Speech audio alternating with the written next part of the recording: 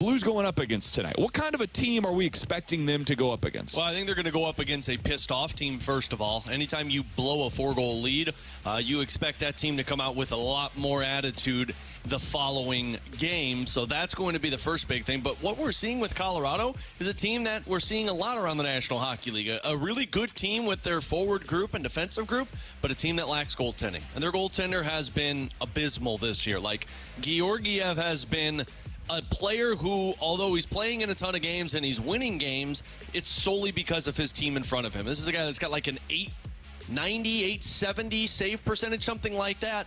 So this is a team that, of course, they're led by their stars. McKinnon, they've got Rantanen. Nichushkin's back to normal form. Cale Makar, who's been in and out of the lineup, but he's also still a point-per-game player. -10 in their last, in his last 9 games he's played. Yeah. They've played 14 in that stretch, but in the last month he's a -10. It's a team that's losing the strength that is their ability to limit the other team's offensive zone time. And I think a lot of that is because, you know, you've got, as Devon Toews kind of called his team out, you've got guys that might not play up to the Colorado Avalanche expectations. And some of these guys are new players that they had to bring in because, of course, you can't keep everybody when they all get to be expensive and when you don't have Gabriel Landeskog. But I think more than anything, Colorado's a team that doesn't have a goaltender. And I think that could be an opportunity for the Blues to go out there once again and put it on Colorado. Now, again, Colorado's coming in as a pissed-off team, but I think the Blues are coming in also as a confident team. And I would take a confident team over a pissed-off team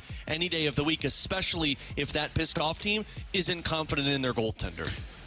I don't know what to expect out of Colorado. They have the vibes of a team that is on the brink of going one direction or the other. And if this thing starts going in the wrong direction, Alex, do you think that Bednar is potentially on the way out? Is that the next move? Is a trade the next move? What do they do? Because this is a team that's supposed to be in its Stanley Cup window right now. Oh, yeah. And these things don't stay open, as we know here in St. Louis as well as anybody. They don't stay open as long as you think that they do, because you're going to have a core group of players that either ages out or prices itself out of Colorado. Now, you're still going to have McKinnon. You've got Makar. You've got Landeskog when he gets healthy again. You've got Rantanen. You've got some of these guys that are locked up for the long haul. But, man, injuries come into play here. Like, you just never know when you're going to get that opportunity again. So while you have it, you have to go for it. So they're in that right now. That's what they're trying to maintain. What's the next move if it doesn't get back in the right direction? You know, I would say that you don't fire Jared Bednar, but I also said you don't fire Craig Berube, and look what happened. So, yeah, I think if you're Joe Sakic, the next move is going out to make a trade. But here's the question. What are you trading for? Sure, you can go out there and get an Elias Lindholm and tighten up defensively, but, I mean, you still have some of the best top 6 in at least the Western Conference, in my opinion. And they're playing hurt still because they don't have Lehkonen, who's been out for a little bit of stretch of time. You've brought in a Ross Colton. You can make that trade, but I don't know if that makes a difference. You could fire Jared Bednar, but, yeah, you're going to get a little bit of a spark. But this team is solely dedicated and predicated off of their top players being their top players. Yep. And right now, McKinnon's doing it. Rantanen, although he's got 17 points in 14 games, he's a -6. Cale Makar, you mentioned, is a -10. Devon Toews, who they just paid all their money to, is a -6. This is not the exact same situation, but this is the same situation that the Blues just had, where it's like, oh, I guess we got to do something because our players aren't playing up to their potential, so we got to make a firing. I don't think you fire Jared Bednar if you're Colorado. What you do is you make a significant trade. The problem is there's nobody really out there that screams will turn Colorado around. The only way you turn Colorado around is if all of these guys that are playing 21, 22 minutes a night start performing up to their level of expectation. So that's the opposition for the Blues tonight. Not good vibes for Colorado. Alex, this is an opportunity for the Blues to be able to go out there and build some momentum. And I was wondering, what do you do in net if you're trying to build that momentum? Do you go back to Joel Hofer, who was really good the other night? Do you turn to Jordan Binnington, who, despite a recent slide, has been good for the vast majority of the season? It has been announced, according to Matthew DeFranks, Jordan Binnington is the first goalie off the ice today for the Blues at their optional skate. So it is expected to be at least Jordan Binnington in net tonight for the Blues. Are you surprised at all by that decision? No, I'm not. Not disappointed, but surprised. No, I'm really not, because I could have seen it go either way. I mean, if it's me, I probably would have gone right back to Joel Hofer because he's just playing with a hot hand right now.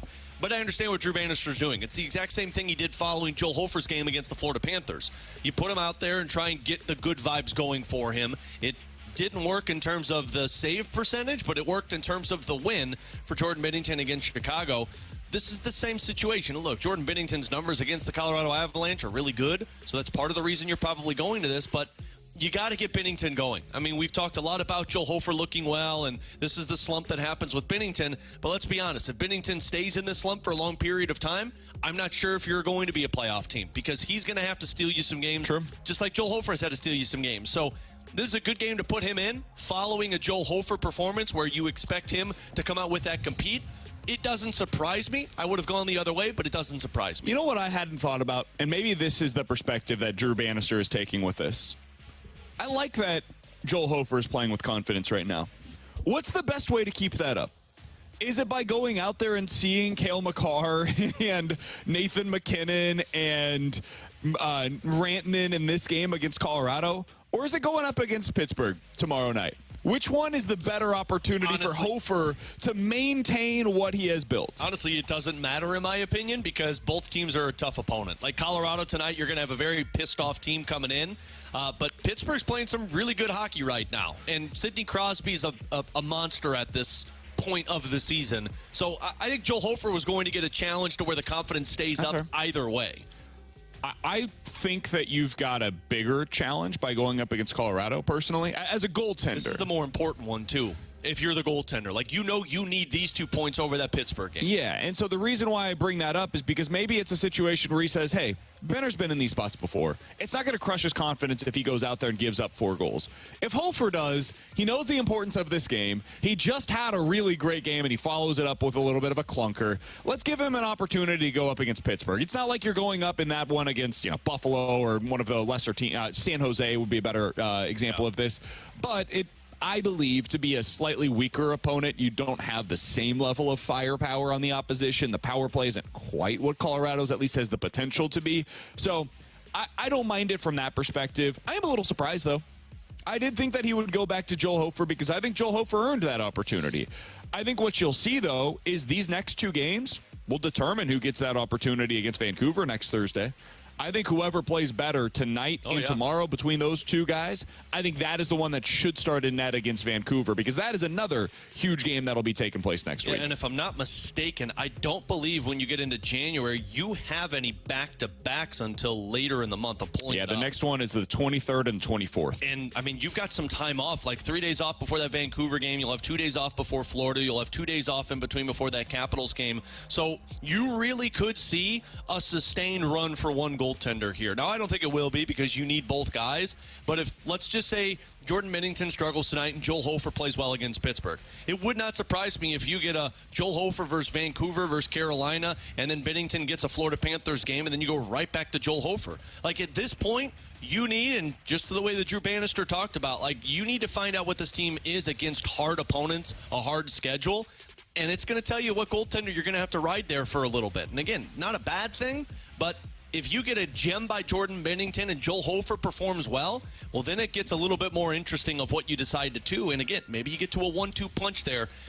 In this stretch, it comes down to picking up points and making up ground in the playoffs and in this Western Conference. Somebody on the text line also mentions that Jordan Binnington in his career has done a good job of going up against Colorado as well. So maybe that's something like went into it.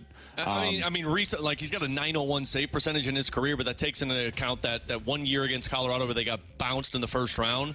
But like in the last 3 seasons, I believe, or 2 seasons, he's got like a .930 save percentage. So that's also what you take into consideration. So maybe there's a little bit of that as well. Some more familiarity going up against this opponent. The Blues are back in action tonight against the Colorado Avalanche. It looks like it's going to be Jordan Binnington in net. I would assume that means Joel Hofer for the Blues tomorrow. They've got a back-to-back situation. situation. Home tonight, road tomorrow at Pittsburgh. Alex will have your pregame coverage tonight starting at 6 o'clock right here on your home of the Blues, 101 ESPN. Coming up in about 15 minutes or so, we got to react to what we saw last night. Joe Flacco, Alex, not only should he be the leading contender right now for comeback player of the year, I think he should be altering the future plans for the Cleveland Browns. I'll explain why coming up in about 15 minutes or so. But coming up next, there was news of a retirement yesterday, Alex, and I want to get the thoughts of our audience on if they would sign up for a current Cardinals player to have a career that mirrors this player that retired yesterday. We'll tell you who that is next here on 101 ESPN.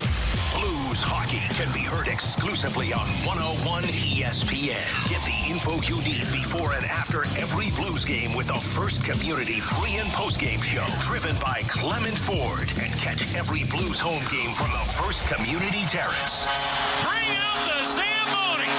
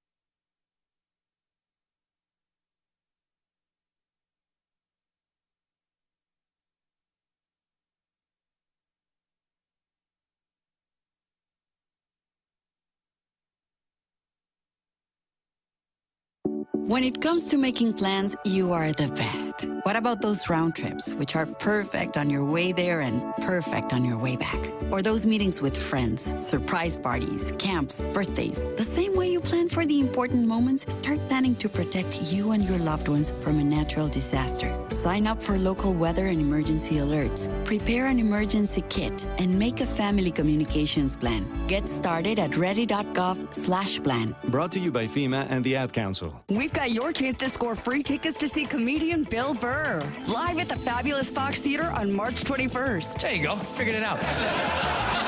Emmy and Grammy-nominated comedian Bill Burr returning to St. Louis this March at the fabulous Fox Theater. Get all the ticket details and get entered to win those free tickets for the show right now, either at 101ESPN.com or on your 101 mobile app.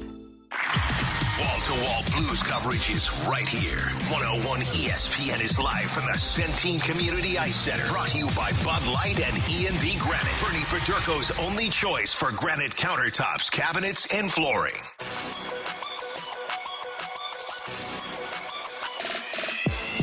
I absolutely love Mason Winn. This is a extreme competitor, and he does not scare.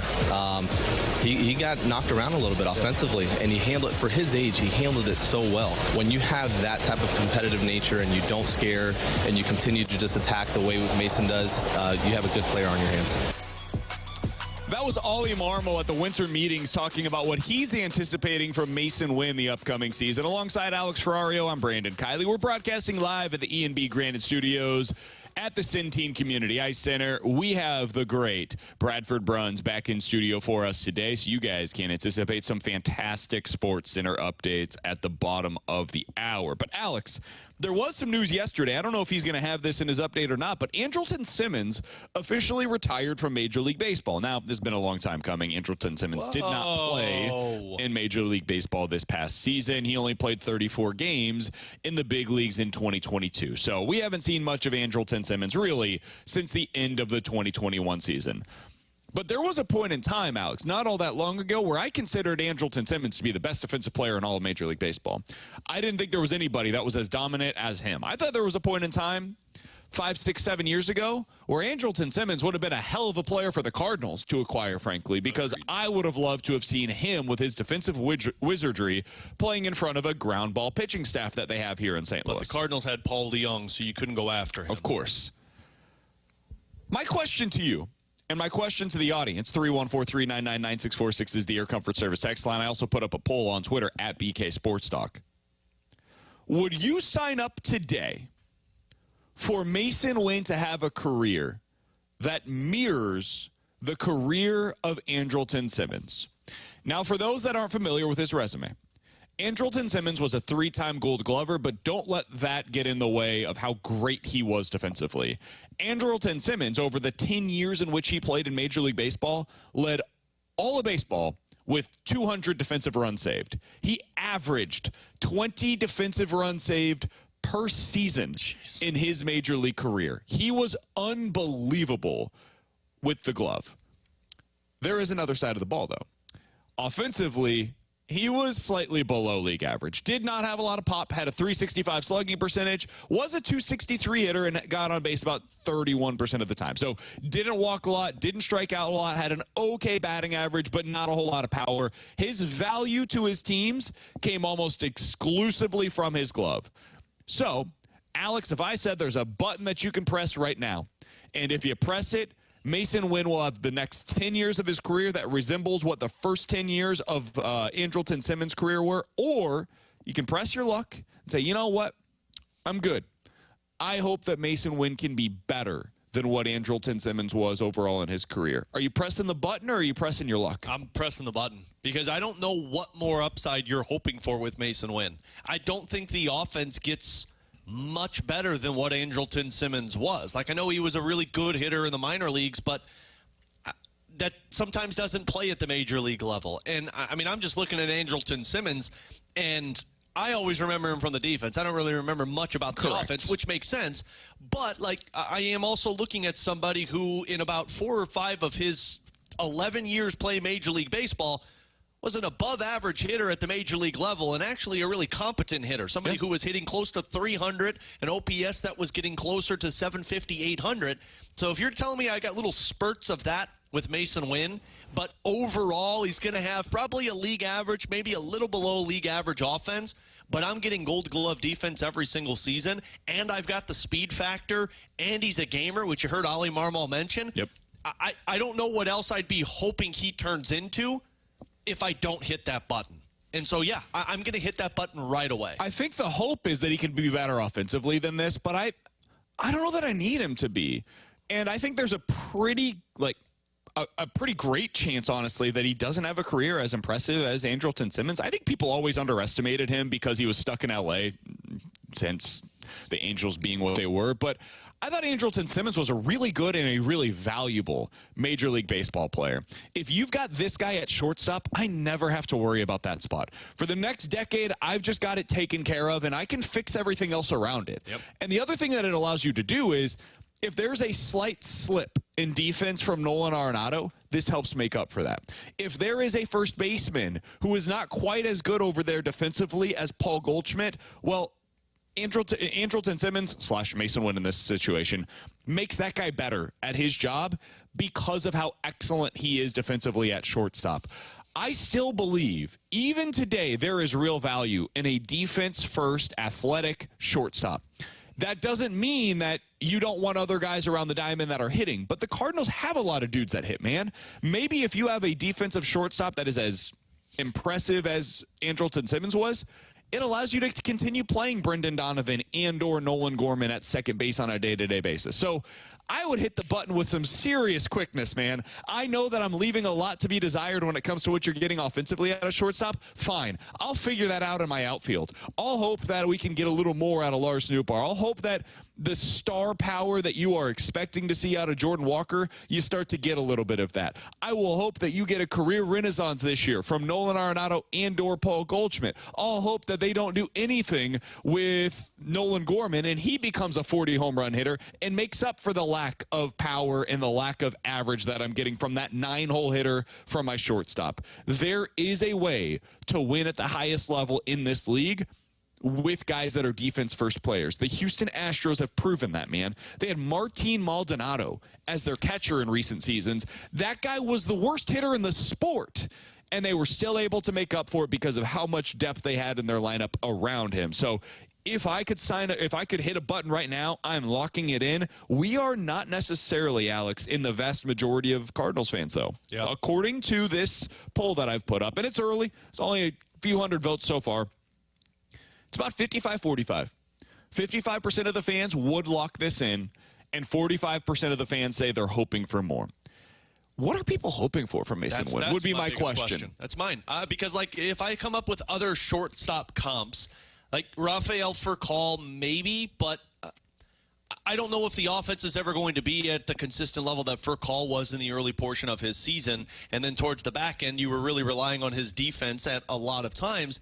But in terms of shortstops, the position is so different than what it used to be, because it used to be where, yeah, it was all about defense and you really didn't care much about the offense. But now it seems the shortstop position is all about offense. Like, you think of the Carlos Correas. Now, I know Trey Turner provides some really good defense there, but I just, you've built this team so much to have offense and have it in a plethora that the only thing I really care about at that shortstop position is give me Gold Glove defense and just be average at the offensive level. And I think Andrelton Simmons is probably one of the best in that category. Do you think Cardinals fans would have signed up for a shortstop that was a 10-plus time Gold Glover and in his career was about 13% below league average in the 80s? Probably. Because that was Ozzie Smith. Yeah. Like, Ozzie Smith, I would say, for a decent portion of our listeners right now, was their favorite Cardinals player growing up. And yet, when presented the opportunity, and I'm not saying that Andrelton Simmons defensively is as good as Ozzie Smith was. I'm not sure that anybody has ever been as good defensively at the position as Ozzie Smith was. But it's probably the closest thing we've seen in the last 15, 20 years at that position to Ozzie Smith. And offensively, they were almost identical to one another in terms of what they produced at the plate. Are people saying now that they would not want the modern-day version of Ozzie? Are we now there? Have we gone so far in the opposite direction of valuing offense over defense that if you were presented the opportunity today to lock in Ozzie Smith at shortstop with 60%, let's say, of the defense, 70% of the defense, whatever you want to call it, you wouldn't do that? Because I would, man. I would. And I would just assume that, okay, I know what I'm getting production-wise there from that spot, and what it does, Alex, when you have that, where you know, okay, I'm going to be a below-average offensive player at short. Now I can build my team with the knowledge that I've got a defense-first player there. Okay, what does that mean for the rest of my lineup? I think a big part of what's gone wrong for the Cardinals in recent years is that they don't know what they're getting from certain players. You look in the outfield, and you're like, I don't know if we're playing the offense-first players out there or the defense-first players out there. And depending on what we do, it completely alters what we want to do around them. When you look at the rotation, you're like, I don't know if we're going to have guys that are striking players out or if we're going to have a ground ball pitching staff. And again, that alters what you're trying to do with the rest of your lineup. When you have a guy like this in your lineup every single day for the next decade, you know exactly what you're getting.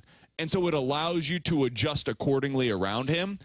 I think that has been something that has been missing from this team. They have gone with hope instead of a plan at certain positions as their strategy. And if you know what you're getting out of Mason Winn and he becomes Andrelton Simmons and I can just lock that in, I'm doing it. Let me go through these for you, and you just tell me, and fans do it as well. Would you rather have Andrelton Simmons over the player that the Cardinals had this year? Brendan Ryan in 2010. Pretty sure you'd rather have Andrelton Simmons Than Brendan Ryan? Yeah. Probably, yeah. Cesar Izturis, Ryan Theriot, Rafael Furcal, Pete Kozma, Johnny Peralta. I could probably hear the argument because you got incredible offense from him, but the second year it wasn't there. Aledmus Diaz, and then you went from 2017 until 2023 with Paul DeJong. But other than 2 years, Paul DeJong was always, I don't know what I'm getting this year. Whereas Andrelton Simmons, you knew exactly what you were getting. And, I mean, this has been for almost 10 years, over 10 years, of not knowing what that position was going to provide you, whereas... Really, the last guy that you had that was locked in there was Renteria. No, David Eckstein. I mean, I'd argue Eckstein, David Eckstein. Yeah. And so I looked at But David, a multi-year, like, long-term plan. Yeah, I mean, it was Renteria. Renteria you had there for 6 years, Yep. and then prior to that, it was the Ozzie Smith that went, however, 15, between 82 to 94. And, I mean, I just looked at David Eckstein's numbers, and I mean... He's this. He's exactly what this is. Now, better batting average of what Andrelton Simmons was, just on a consistent basis, but you're getting better defense from an Andrelton Simmons over a David Eckstein. So, you're so high on all of this elite potential offense in your outfield and your corners and with second base and what you use at DH and with your catcher position. Man, if you could just tell me for the next 6 years, I got a dude who I know what he's going to do every single day, and the offense might go up, it might go down, but at least the defense is going to be there. That's what we did with Yachty for however long we went. So Yep. I don't know what else Cardinals fans would be hoping for with Mason Winn. People would take Jeremy Pena, right? Like, if I just told you, hey, you can have Jeremy Pena as your shortstop next year. If you ask that question prior to his breakout season in the World Series, I think people would say, who's Jeremy Pena? I mean, he was one of the top prospects in the sport, but fair.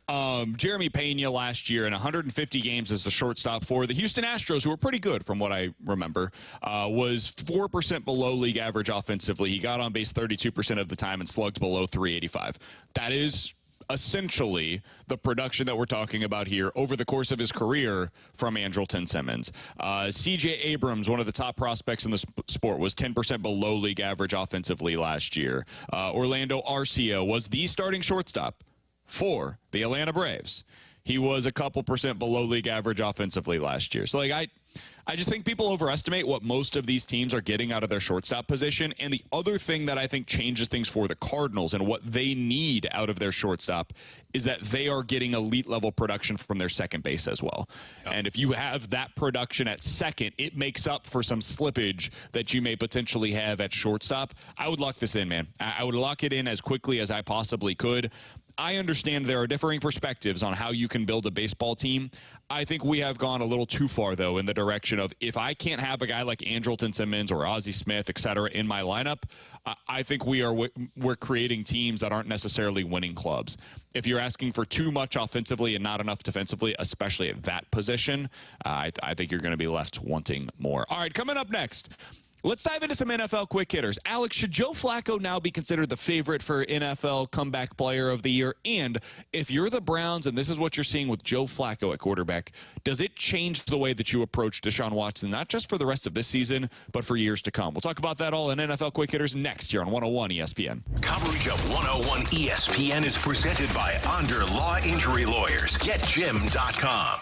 What jersey is Jamie Rivers giving away this week? How about a signed Justin Falk Blues jersey? Get entered to win now at 101ESPN.com or on your 101 mobile app, courtesy of Twin Peaks. Eats, drinks, scenic views.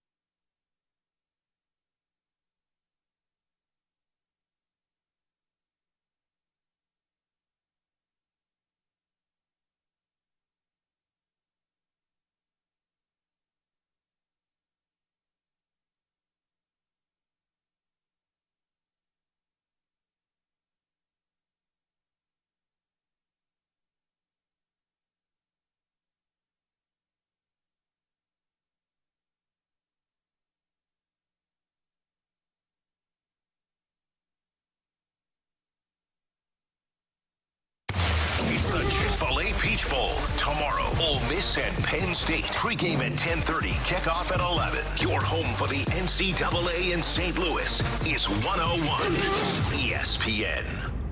101 ESPN Sports Center.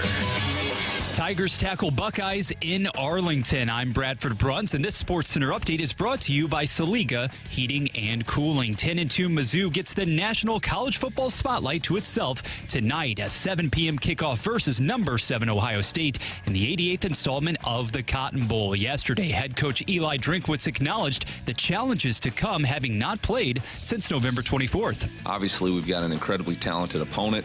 They have all the makings of a championship football team. Probably the most explosive team that we've played offensively, with the combination at running back, tight end, and wide receiver. Their offensive line does an incredible job of both protection and establishing lines of scrimmage. The Buckeyes' Ryan Day, for his part, non-committal on the status of wide receiver Marvin Harrison Jr. Also this evening, the Blues back in action as the Avalanche visit Enterprise Center. Pregame on 101 ESPN begins at 6 o'clock. Colorado pacing the Central Division with 45 points, but is just 7-3 away from the Mile High City. The SportsCenter update was brought to you by Saliga Heating and Cooling, an independent American Standard heating and air conditioning dealer.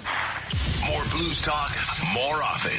101 ESPN is live from the Centene Community Ice Center. Brought to you by Bud Light and E&B Granite. Bernie Federko's only choice for granite countertops, cabinets, and flooring.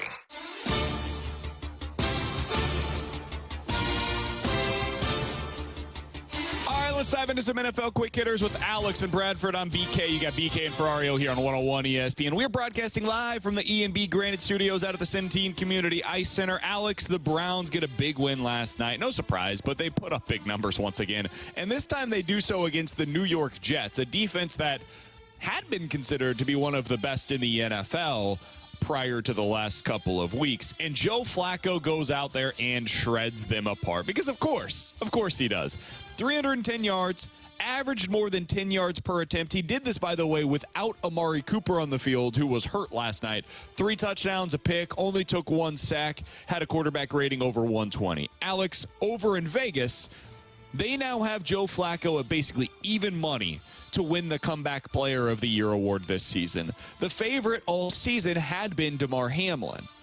Now, I know this is a sensitive subject because Damar Hamlin, we all know the story of what took place with him on the field last year. Him playing football at all is an unbelievable comeback story. But for me, Joe Flacco's my Comeback Player of the Year, dude. This guy came off of the couch. He was chilling out home with his family eating gorditas. And now he's out there going out there and shredding the New York Jets on a team that is contending. He seems like a chalupa kind of guy. You think? Yeah, he seems like a chalupa guy. I could see that. Joe Flacco, to me, is your Comeback Player of the Year. I would have him as the overwhelming favorite, despite what I know is an amazing story with Damar Hamlin. I wouldn't, actually. And I know Damar Hamlin probably would. Mine would be Baker Mayfield. Oh, okay. And I get that Joe Flacco was eating gorditas on the couch or chalupas, whoever you think he is, but he was a backup quarterback last year. And so he was doing the same workouts. And I could say the same thing about Baker Mayfield. And, I mean, he went through 2 different teams last year where he was a starter, and then he was a starter for the Rams.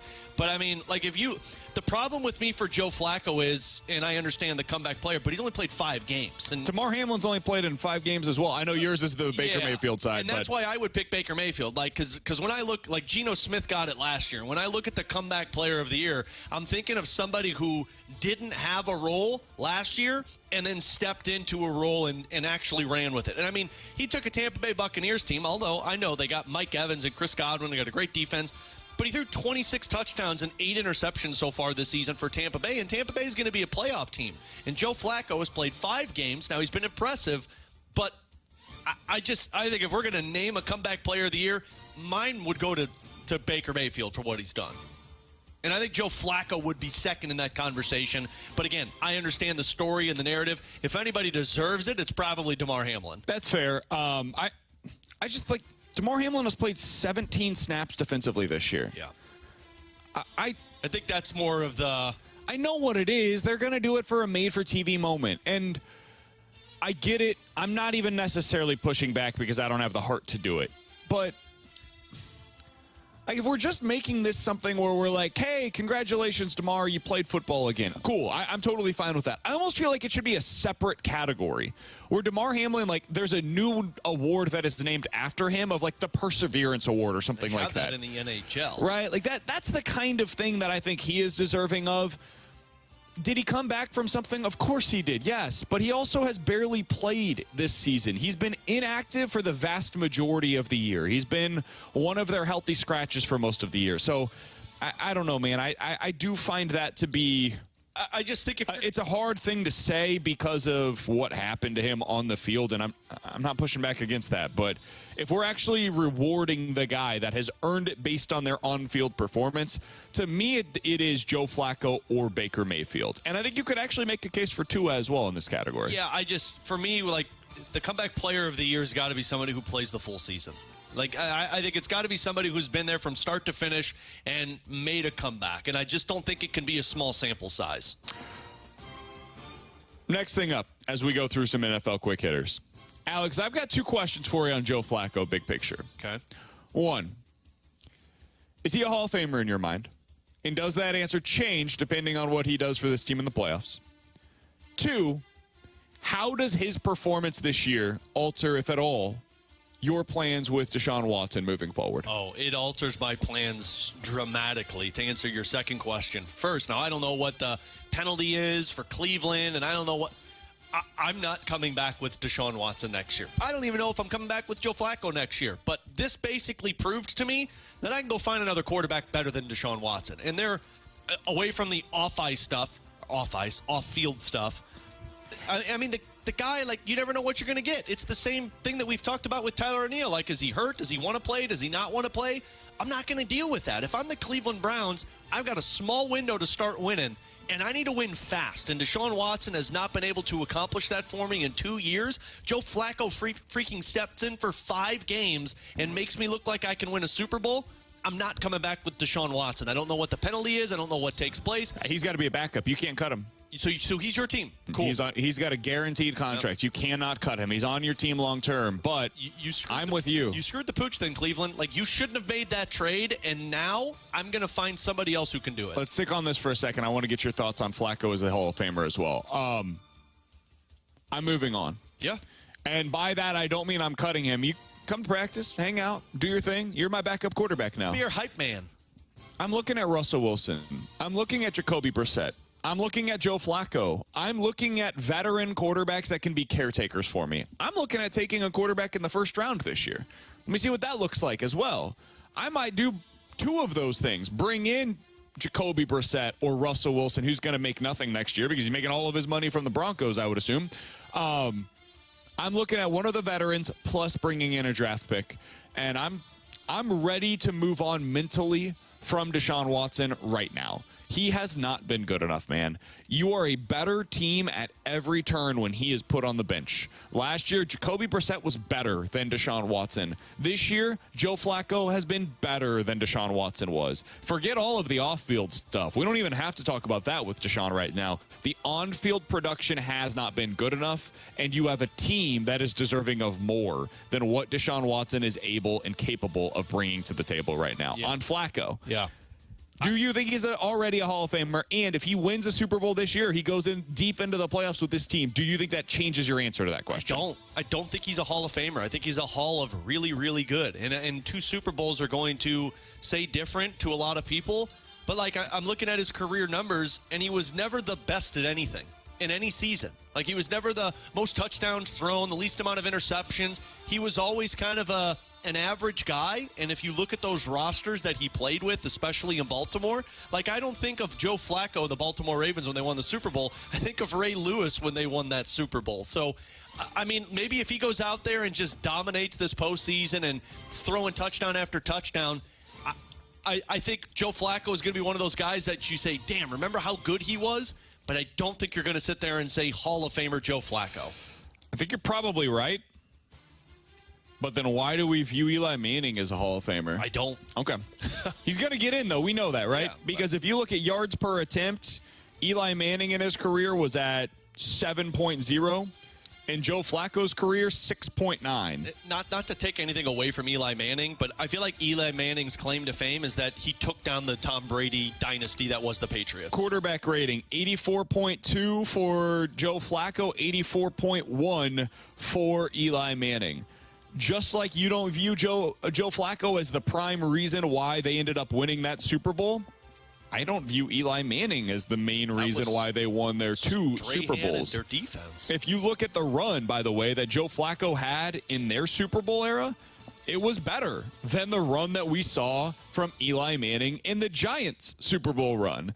So if they end up going on a run this year and we are putting Eli Manning into the Hall of Fame, we're going to have some splaining to do if Joe Flacco is not far behind him.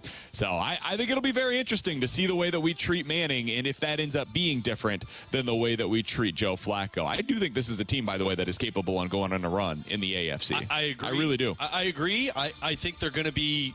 I think if they go on a run, we sit there and say it's because Myles Garrett and that defense just showed up every single game. I don't think it's going to be, Joe Flacco was the MVP of every. I think Joe Flacco will make plays. Joe Flacco's out here slinging it, man. It's YOLO balls all day long to Amari Cooper, to David Njoku. Like, he is completely unafraid to push the ball down the field, which is fun as hell to watch right now. It's going to come back to bite them. When they lose in the postseason, it will be because Joe Flacco threw 3 interceptions. I don't know who it's going to be against. They might have won already 2 or 3 games in the postseason before they get to that point.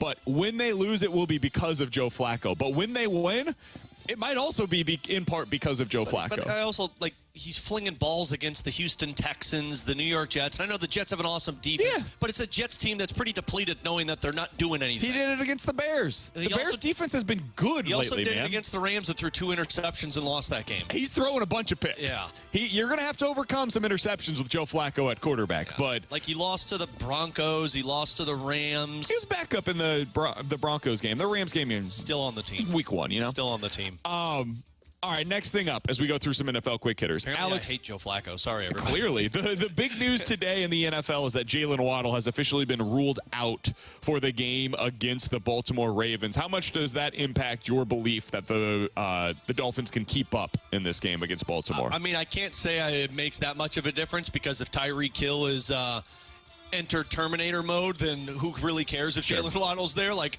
most of the time when the Dolphins win heavily, I don't even remember Jalen Waddle's playing because Tyreek's having such a dominant performance. I think if the Dolphins are going to stay pace, which I still think they have an opportunity to, it's going to be because of their running game with Mostert and A-Chain, and it's going to be because of Tyreek Hill. If their defense can find a way to pressure Lamar Jackson, it'll be a close game. And if they can't, then Lamar Jackson's going to run away with it.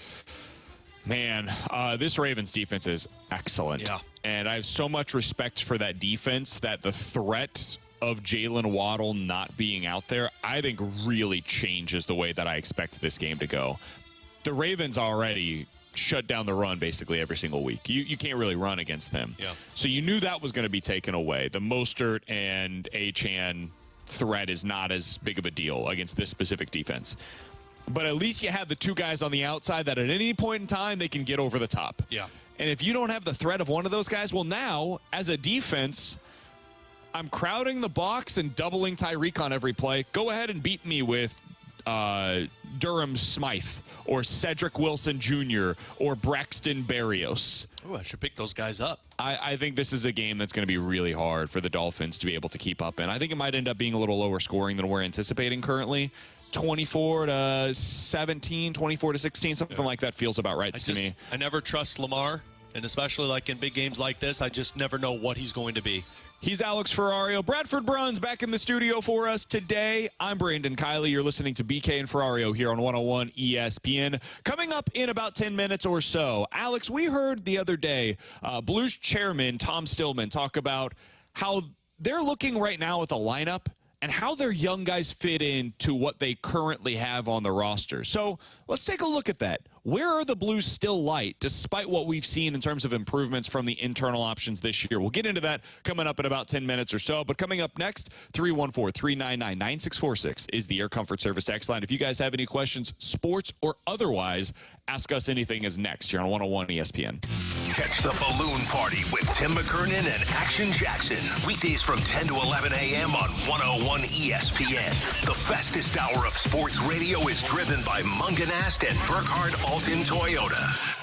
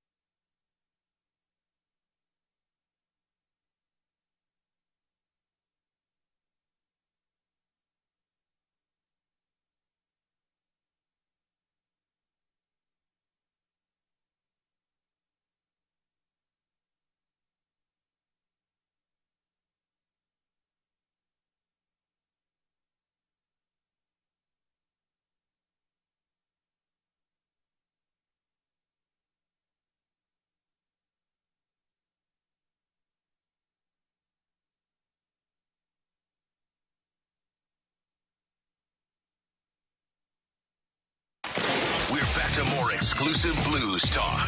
101 ESPN is live from the Centene Community Ice Center. Brought to you by Bud Light and E&B Granite. Bernie Federko's only choice for granite countertops, cabinets, and flooring.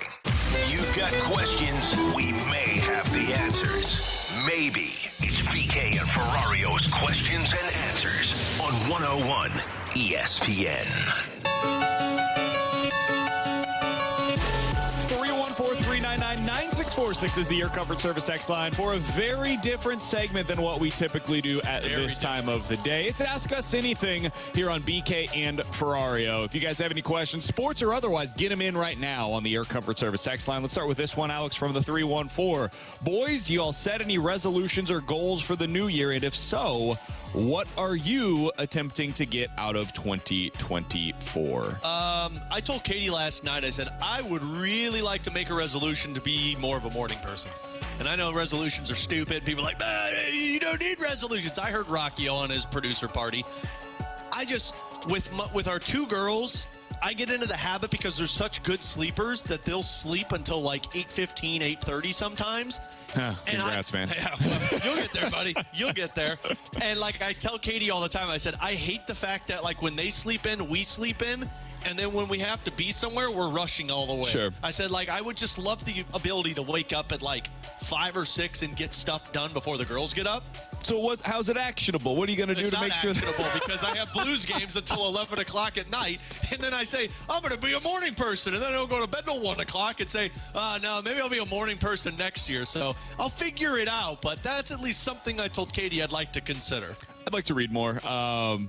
I had a I could do that if I woke up earlier. I had a built-in excuse of all the writing that I used to do for Rock Game Nation. I'm no longer doing that. So it's time for me to start getting back into the books, ladies and gentlemen. It's time for me to start reading a lot more. So the way that I can actionably get into that, Alex, is by setting aside at least 30 minutes a night where I'm just sitting down and reading a good old book. I would imagine our guy Bradford's resolution is less alliteration. More. More? Why? Yep. How dare you, Alex? I know, that's true. Do you have anything, Bradford, that you're trying to get done in the new year? You know what? I thought, guys, that I was making progress on this front a few years ago, but it has all gone to heck. The caffeine consumption, specifically the colas, I've just gone straight down the tubes. I had a nice period post-college, actually. I was laying off, but now I don't know what has happened.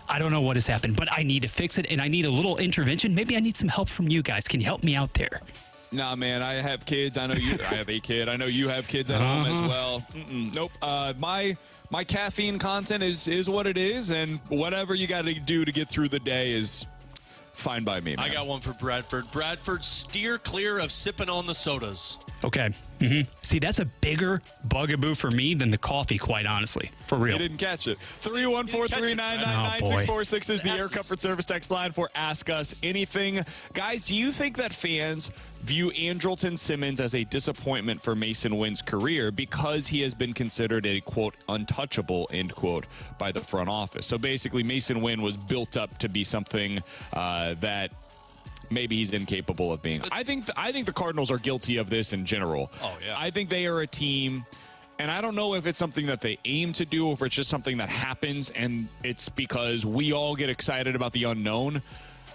I think they build up their prospects to a place at which it's almost impossible for them to reach those heights. If Mason Winn were to become Andrelton Simmons, guys, that is a massive success. Because Andrelton Simmons was a major league starting shortstop that was one of the best defenders in all of baseball for a decade. For any player to become that, regardless of prospect status, that's a win. To come through your development system and become something that you can say they are the best at anything.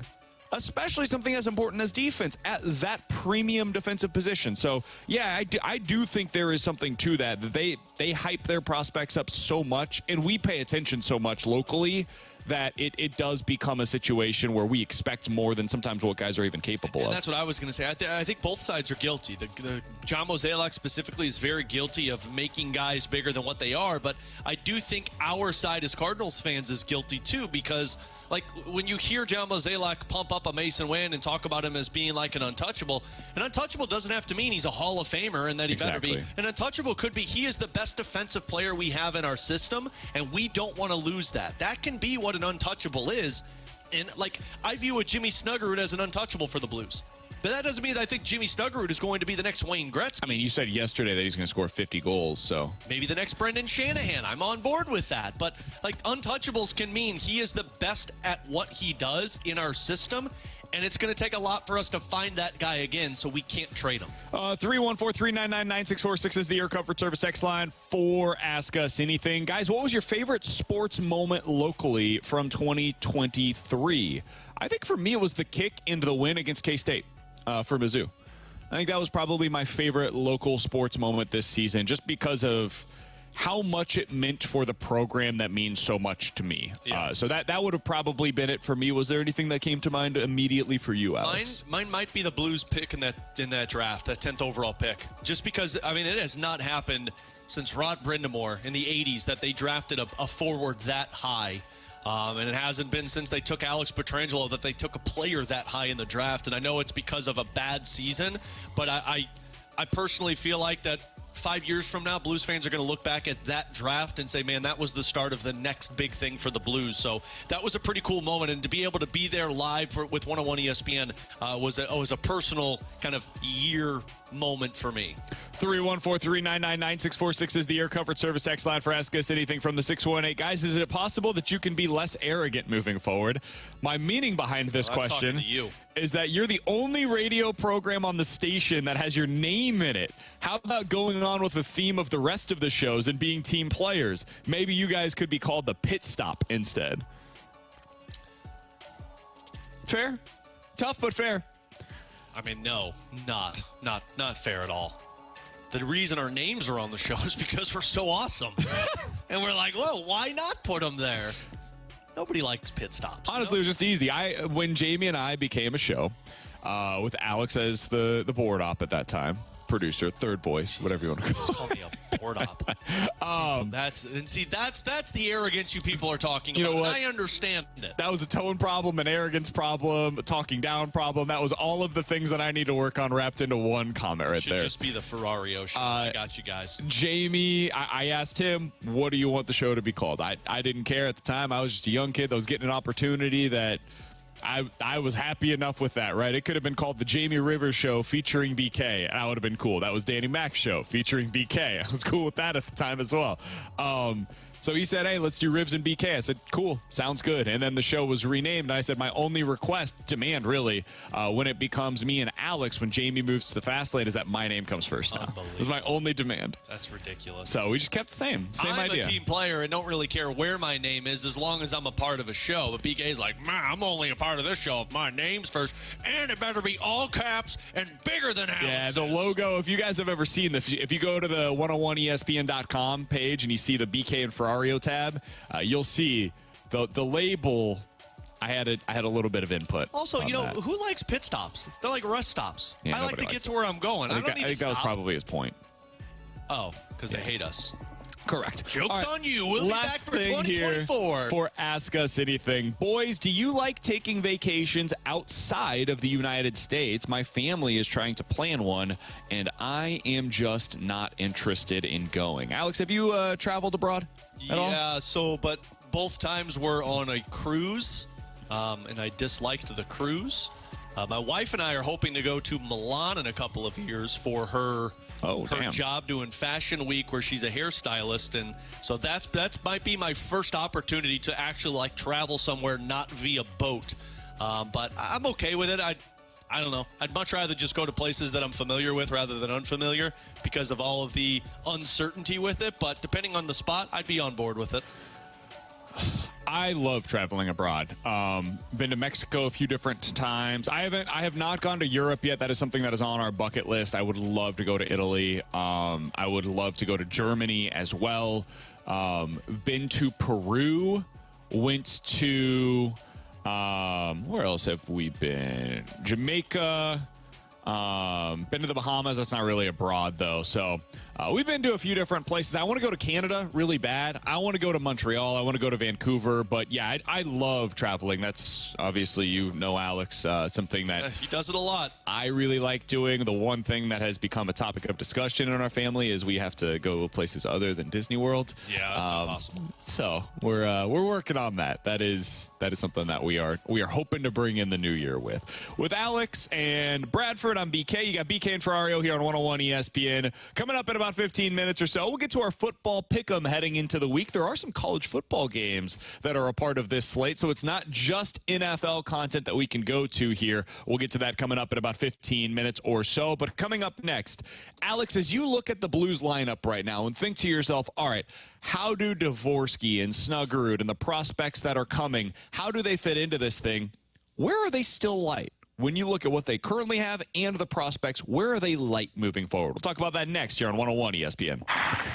101 ESPN is your home for Blues hockey. Every month during the season, you can check out either the 101 mobile app or 101ESPN.com for your chance to get entered to win for a pair of tickets to an upcoming Blues home game at Enterprise Center. New winners picked every month throughout the season for free tickets to see the Blues in action, courtesy of 101 ESPN. Get entered to Win Now online at 101ESPN.com or on your 101 mobile app.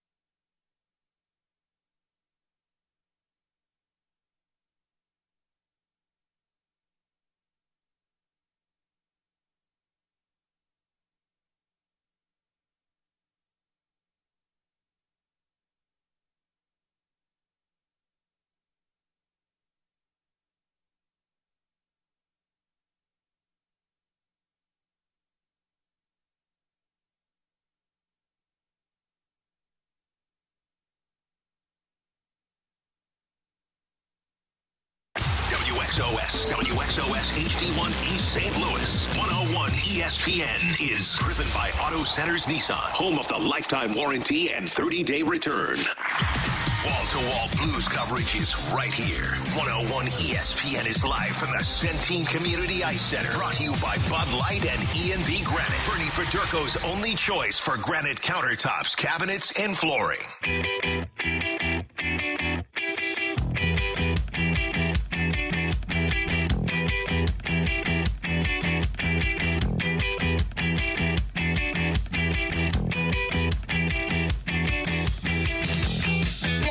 Ferrario and Bradford Browns. I'm Brandon Kiley. We're broadcasting live from the E&B Granite Studios out of the Centene Community Ice Center.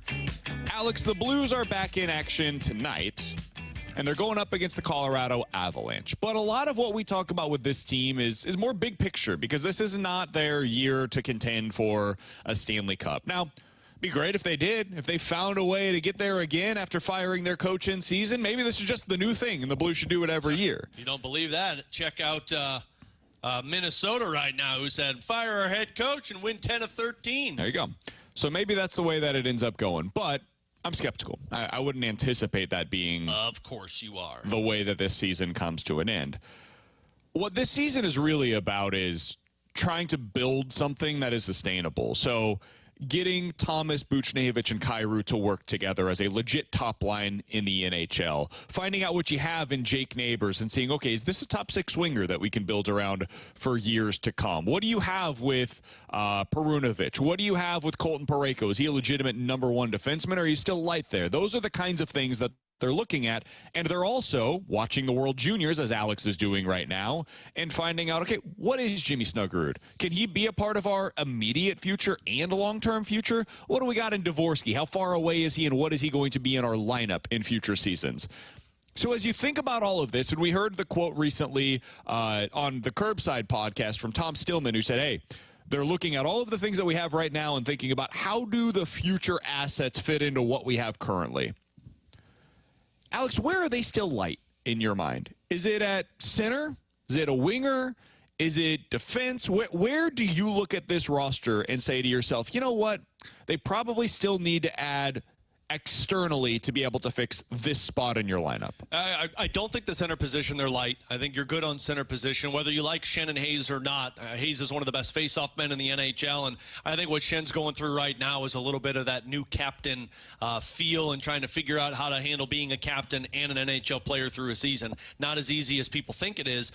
Wingers, I believe a lot of people would look at it and say, yeah, they're light there, but when you look at what these prospects are doing at the World Juniors, you can see why the Blues believe like they're going to be very heavy on the winger position in the next year or 2 years. To me, the lightest spot you're in is defense, and I think you're still lacking a 1A, 1B on the left side to play with Colton Parayko and Justin Falk. Nick Leddy has played well over this last stretch. I actually looked this up when we were talking about the Colorado stretch in the last month. Nick Leddy and Colton Parayko in the last month are a +9. And to put that into context for you, Cale Makar and Devon Taves are a -16. So Parayko and Leddy have been fine, but I still think you're light in one or both of those areas. If you bring in somebody who profiles as a Colton Parayko from the left side, you're put in a position where you're looking at this team thinking, man, in a couple of years, they are going to be a force to be reckoned with because they're deep at goaltending. I think they're deep in the forward spot, specifically on the offensive side. It really just comes down to defense. Do you get a Scott Perunovich who looks like a top 4 defenseman? Can Nick Leddy continue his play, maybe become kind of like a second pair defenseman? And do the Blues have enough ability to go out there and find a top pair defenseman? Those are the questions. Those are the light areas I think that the Blues still remain. Yeah, I think you're right. And I didn't necessarily feel that way coming into the year. I thought they might be a #1 center short.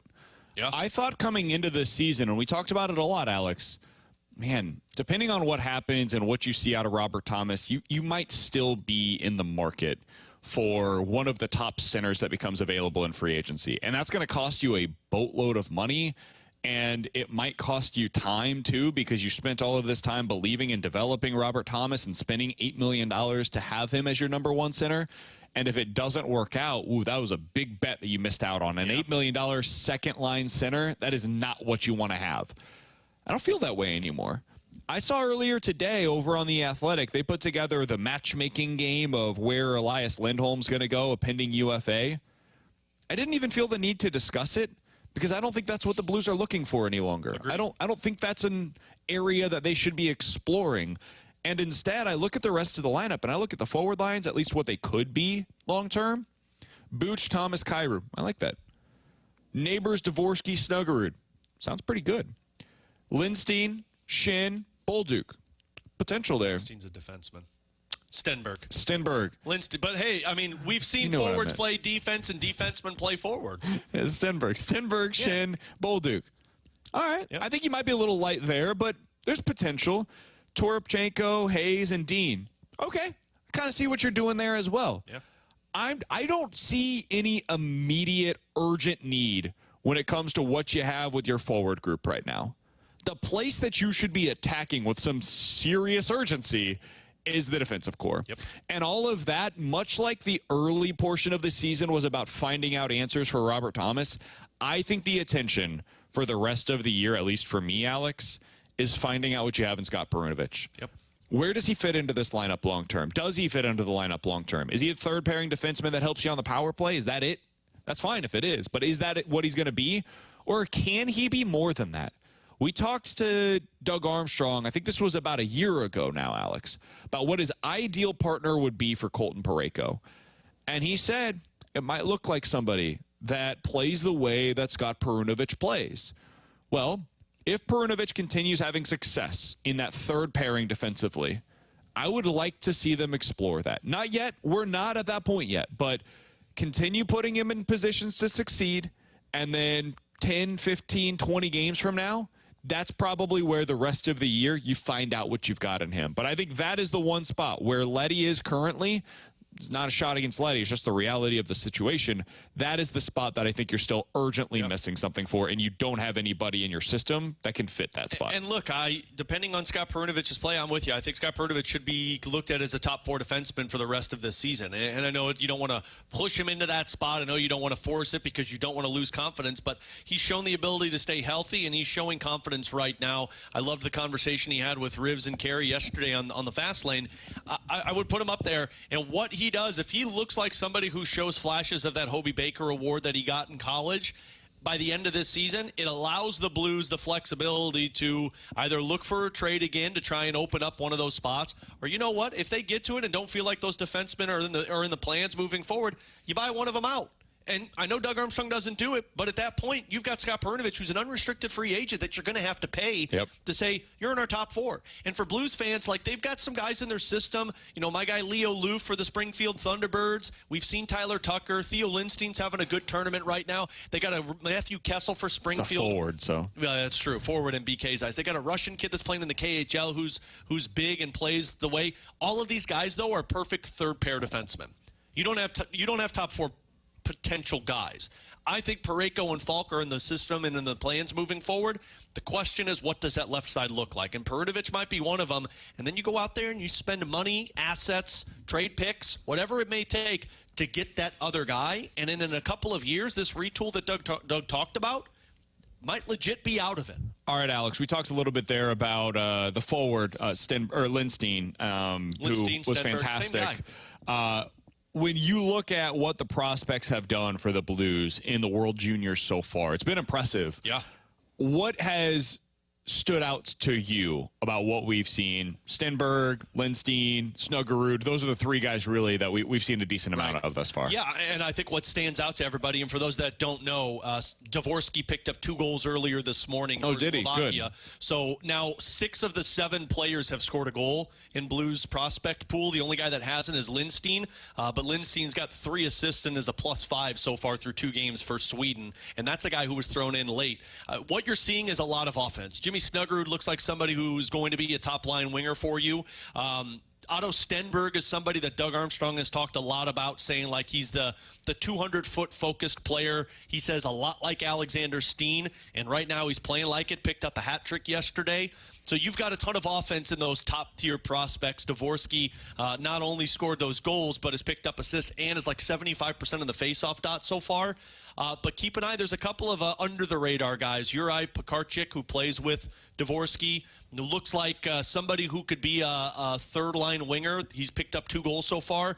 And then they had this Jakub Stancil, who scored earlier today for USA. So the Blues system, everybody that's performing right now in World Juniors, they're standing out as the best players on their team amongst other players that are the same age as them. And if you're Doug Armstrong in the front office, that's what you want. Snuggerud looks like the best player on Team USA. Dvorsky today looked like the best player for Team Slovakia. Lindstein and Stenberg are standing out with Team Sweden.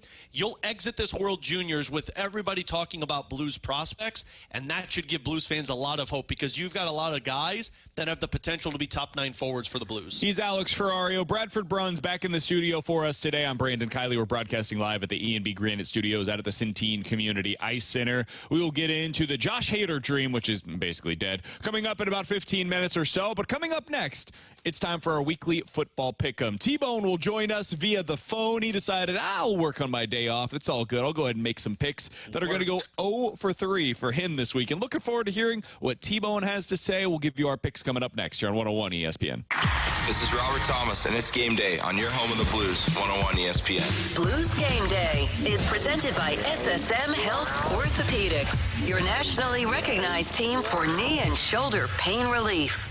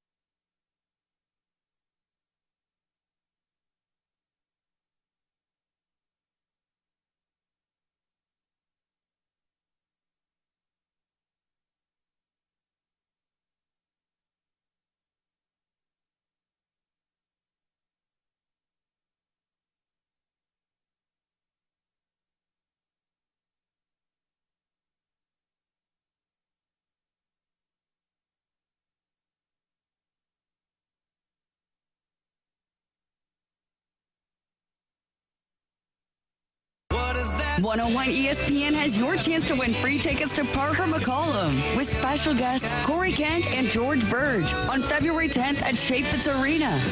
Tickets for the 2024 Burn It Down Tour are on sale now, but we've got your chance at winning free tickets for the show. Get entered to win those free tickets for Parker McCollum right now, either at 101ESPN.com or on your 101 mobile app. More Blues talk, more often. 101 ESPN is live from the Centene Community Ice Center. Brought to you by Bud Light and E&B Granite. Bernie Federko's only choice for granite countertops, cabinets, and flooring.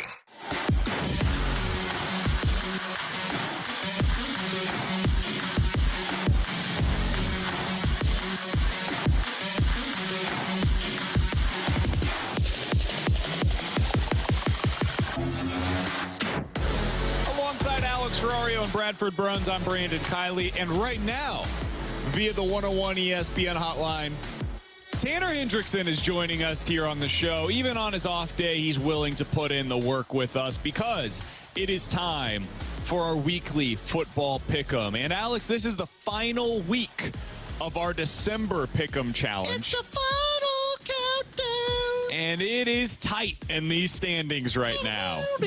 Alex and I have 11 points through the first 3 weeks of this pick'em challenge. T-Bone is just 2 points behind.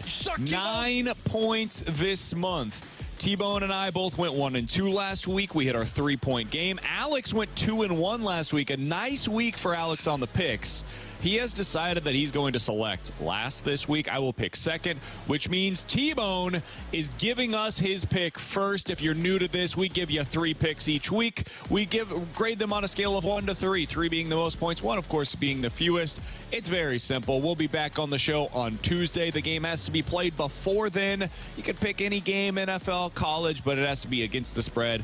No props, no point totals, etc. And to let people know, did we announce that what the punishment will be is the nasty jelly bean at the end of each segment of a show.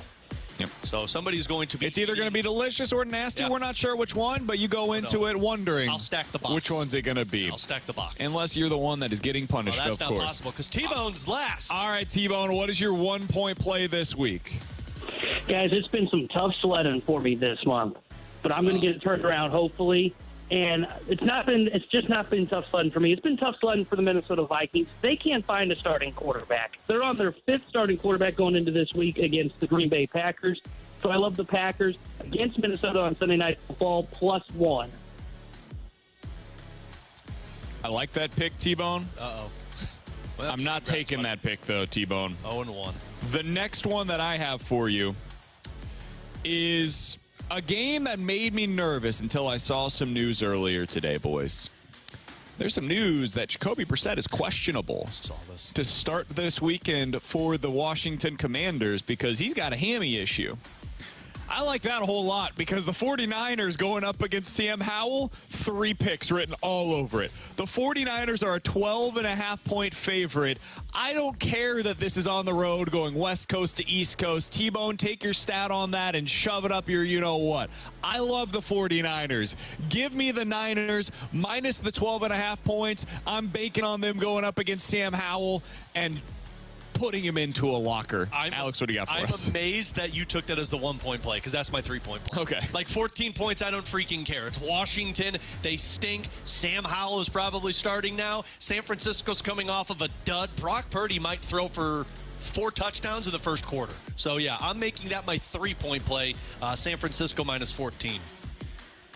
Well, my 2-point play, this is going to go poorly for me and BK because I'm forgetting the West to East Coast thing as well. I'm going with my Rams minus 5.5 at the New York Giants. The Giants just freaking stink. And as much as Alex likes to rip on my boys, they're going to be a playoff team. They're going on the road. They're kicking the Giants up this week. And give me the Rams minus 5.5 at the G-Man. All right, T-Bone, here we go, baby. Let's write it together. I, too, have the Rams minus the 5.5 points this week. I I'm surprised this line isn't bigger, honestly. I understand that they're on the road. I understand that the Giants probably get a little bit of a bump going from your boy Tommy DeVito to Tyrod Taylor. I don't care. I don't care that, once again, this is a West Coast to East Coast game. The Rams are the better team. They have something meaningful still to play for. I'm taking the Rams minus 5.5 points. Alex, as my 3-point play going into the weekend. I love the Rams. What do you got, Alex? I'm actually taking that as my 2-point play. I can crap on T-Bone's Rams all I want, but Giants are awful. And now they took out the Italian stallion DeVito. Yeah, that's pretty much over for them. So I think that's going to be a walk in the park. So my 2-point play. T-Bone, I'm going to give you an opportunity here. You can take it or leave it. It's up to you. I will allow you to pick last for your 3-point play if you'd like, just to make sure that you have a play that we did not take. Otherwise, you might get boxed in here. Do you want to go last with this, or do you want to give your play? I'll go last. That way I'm not boxed in. All right. So for my 2-point play going into the weekend, the New Orleans Saints are terrible. I mean, just terrible. And the Tampa Bay Buccaneers, I think, are a really solid football team. I think the Bucs are going to win by multiple scores this weekend at home against New Orleans. They're only a 2.5-point favorite. So even if they just eke out a win on a last-second field goal or something, I'm covered there as well. I like the Bucs a lot. Minus the 2.5 points. That's my 2-point play going into the weekend. My 1-point play, so just mark me down for it as well. I originally thought that would be my. Damn, we had the exact same picks this week. No, we didn't. We did. Not the first one. Oh, I went Cowboys or I went Niner. Oh, yeah. Wow, we did. Well, that's unfortunate for both. Actually, it's probably unfortunate for me, although BK's done well. I was going to make that my 3-point play, but I just, the more I think about it, San Francisco is a significantly better team than Washington. Washington doesn't stand a chance. I do like Tampa Bay, though. Like, I talked about Baker Mayfield as my comeback player of the year. Tampa's pretty comfortably in their spot. New Orleans is still fighting for a playoff spot, but I don't think New Orleans knows what the hell they're going to do on offense, and Tampa's going to have success there. Plus, it's a home game, so unfortunately, we're going to go 3 of the same picks, but I do really like Tampa. T-Bone, all you have to do is just not take the Bucs, and you're not boxed in here. Well, I'm taking the Bucs. Yeah, well, I'm glad I went last because I had the Bucs as my 3-point play originally because Baker Mayfield is going to get a bag for Christmas because he's the franchise quarterback and Tampa Bay is going to get extended there. But I got to change it up because you guys are taking it as well. T-Bone, do you want to move the Rams to your 3-point play and the Vikings to your 2-point play? No, I feel confident in this one to be as a 3-point play as well. I didn't have the cojones earlier, but you know what? You got to go big to win big. So I'm going to go with the Buffalo Bills at home minus 14 against the New England Patriots. Patriots stink. You want to talk about a crappy football team. They're the definition of it. The Bills still have something to play for to get into the playoffs. I think they show up. I think they kick the crap out of the Patriots. Be Buffalo minus 14 as the 3-point play that's going to get me out of the punishment. Imagine T-Bone relying on the team that he has ished on all season with Josh Allen as the one that avoids eating jelly beans. Dude, the Chiefs beat the Patriots by multiple scores, and the Chiefs are an incompetent football team right now. So I like that play, T-Bone. I like that a lot. I love it because, T-Bone, you're going down in fantasy football this week also because I've got the Bills stack against the Patriots. I am a little surprised T-Bone made 0 college football picks this weekend. I'm a little surprised by that. I thought about taking Bama because I feel really good about Bama taking down Michigan this weekend. All right, I wanted to get your thoughts on that, T-Bone, before we get you out of here because we got Mizzou against Ohio State tonight. I don't care your thoughts on that. Yeah. But we do on Monday have the college football playoff, the first round, the semifinals. We've got Alabama against Michigan and then Texas against Washington. You feel confident on Alabama? Do you have a lean on Texas versus Washington? I like Texas. I think we see the 2 lower seeds advance, and I think that would probably be the first time in the college football playoff, if I'm not mistaken. But I do like Texas. I think they can put up points, and I think they're going to have a good enough defense to stop Washington and slow them down just enough. I think it's going to be a shootout, but I do like Texas, and I like Bama over Michigan.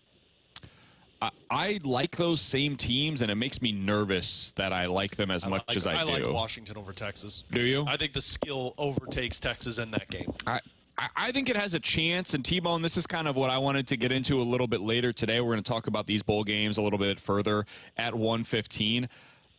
We've only seen 1 year in which both semifinals were decided by 1 score.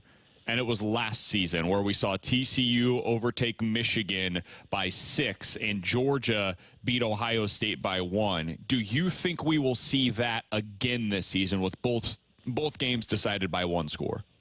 No. I think you see it in the Washington-Texas game because I think that one's going to be basically who gets the football last.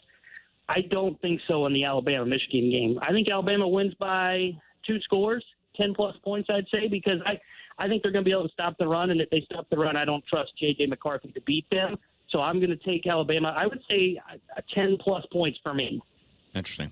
By the way, T-Bone, to answer your question, we have seen it one other time where both of the lower-seeded teams ended up advancing to the college football playoff. It was 2018 when Alabama defeated number 1 Clemson, and Georgia in double overtime beat, at the time, number 2 Oklahoma. So the one other time that it happened, it was Alabama as a number 4 seed and Georgia taking down Oklahoma. So this would be the second time that it happened in the history of the CFP. T-Bone, enjoy the rest of your weekend, man. Congratulations on an entire week off. Look at you. From having to deal with us. We'll talk with you again on Tuesday, buddy. Sounds good. See you guys, and I won't be in last place come Tuesday. Book it. Yeah, we'll see. Yeah, you will. We'll see. Yeah, you will, buddy. He's basically banking on the Bills. Yeah. If the Bills win by 15 this weekend, T-Bone's in a good spot. If the Bills do not win by 15 this weekend, T-Bone's literally boxed in. The entire thing will come down to that, is whether or not he's able to get the 15-point win from the Bills this weekend. That's what he's got to get. Sweet poetry when you rely on Josh Allen to win you a week of not being punished. The thing that's tough for me, Alex, is I've got some bets down on Josh Allen to win the MVP this year, and I've got the Bills to win the AFC as a bet as well. That's how I beat Tanner in our fantasy football league. We're going for championship, and I've got Allen, Diggs, and Dalton Kincaid. So we're kind of hedging our bets here. So even if he wins, we get money out of it. I'll eat it. I'll take money over a victory against Tanner in our pick'em any day of the week. That is Alex Ferrario. Huge thanks to T-Bone for calling in on his day off. Congratulations to him on making it to the championship weekend in our fantasy football league. Coming up in about 15 minutes or so, we're diving into the junk drawer. But coming up next, Alex, we had a couple of conversations about whether or not Josh Hader made sense for the St. Louis Cardinals. I think we can go ahead and say that dream is officially dead. We'll explain why next here on 101 ESPN. Coverage of 101 ESPN is presented by Onder Law Injury Lawyers. GetJim.com. Congratulations to Samantha Ike of Jerseyville, Illinois. She is this week's 101 ESPN Blues Fan of the Week. Submit your pick now at 101ESPN.com to be the next Fan of the Week. Taking home Blues tickets and a $50 Buffalo Wild Wings gift card. 101 ESPN's Blues Fan of the Week is brought to you by Buffalo Wild Wings, official member of This Bar Bleeds Blue, presented by Bud Light.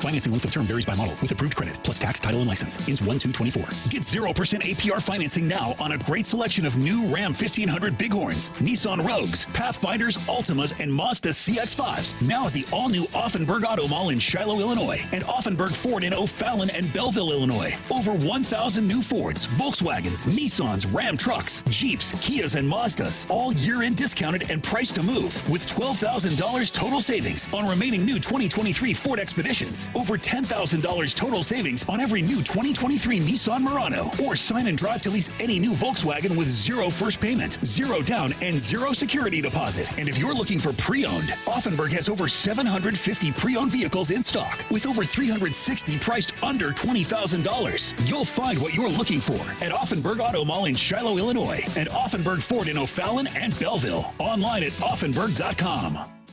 Berg is the word.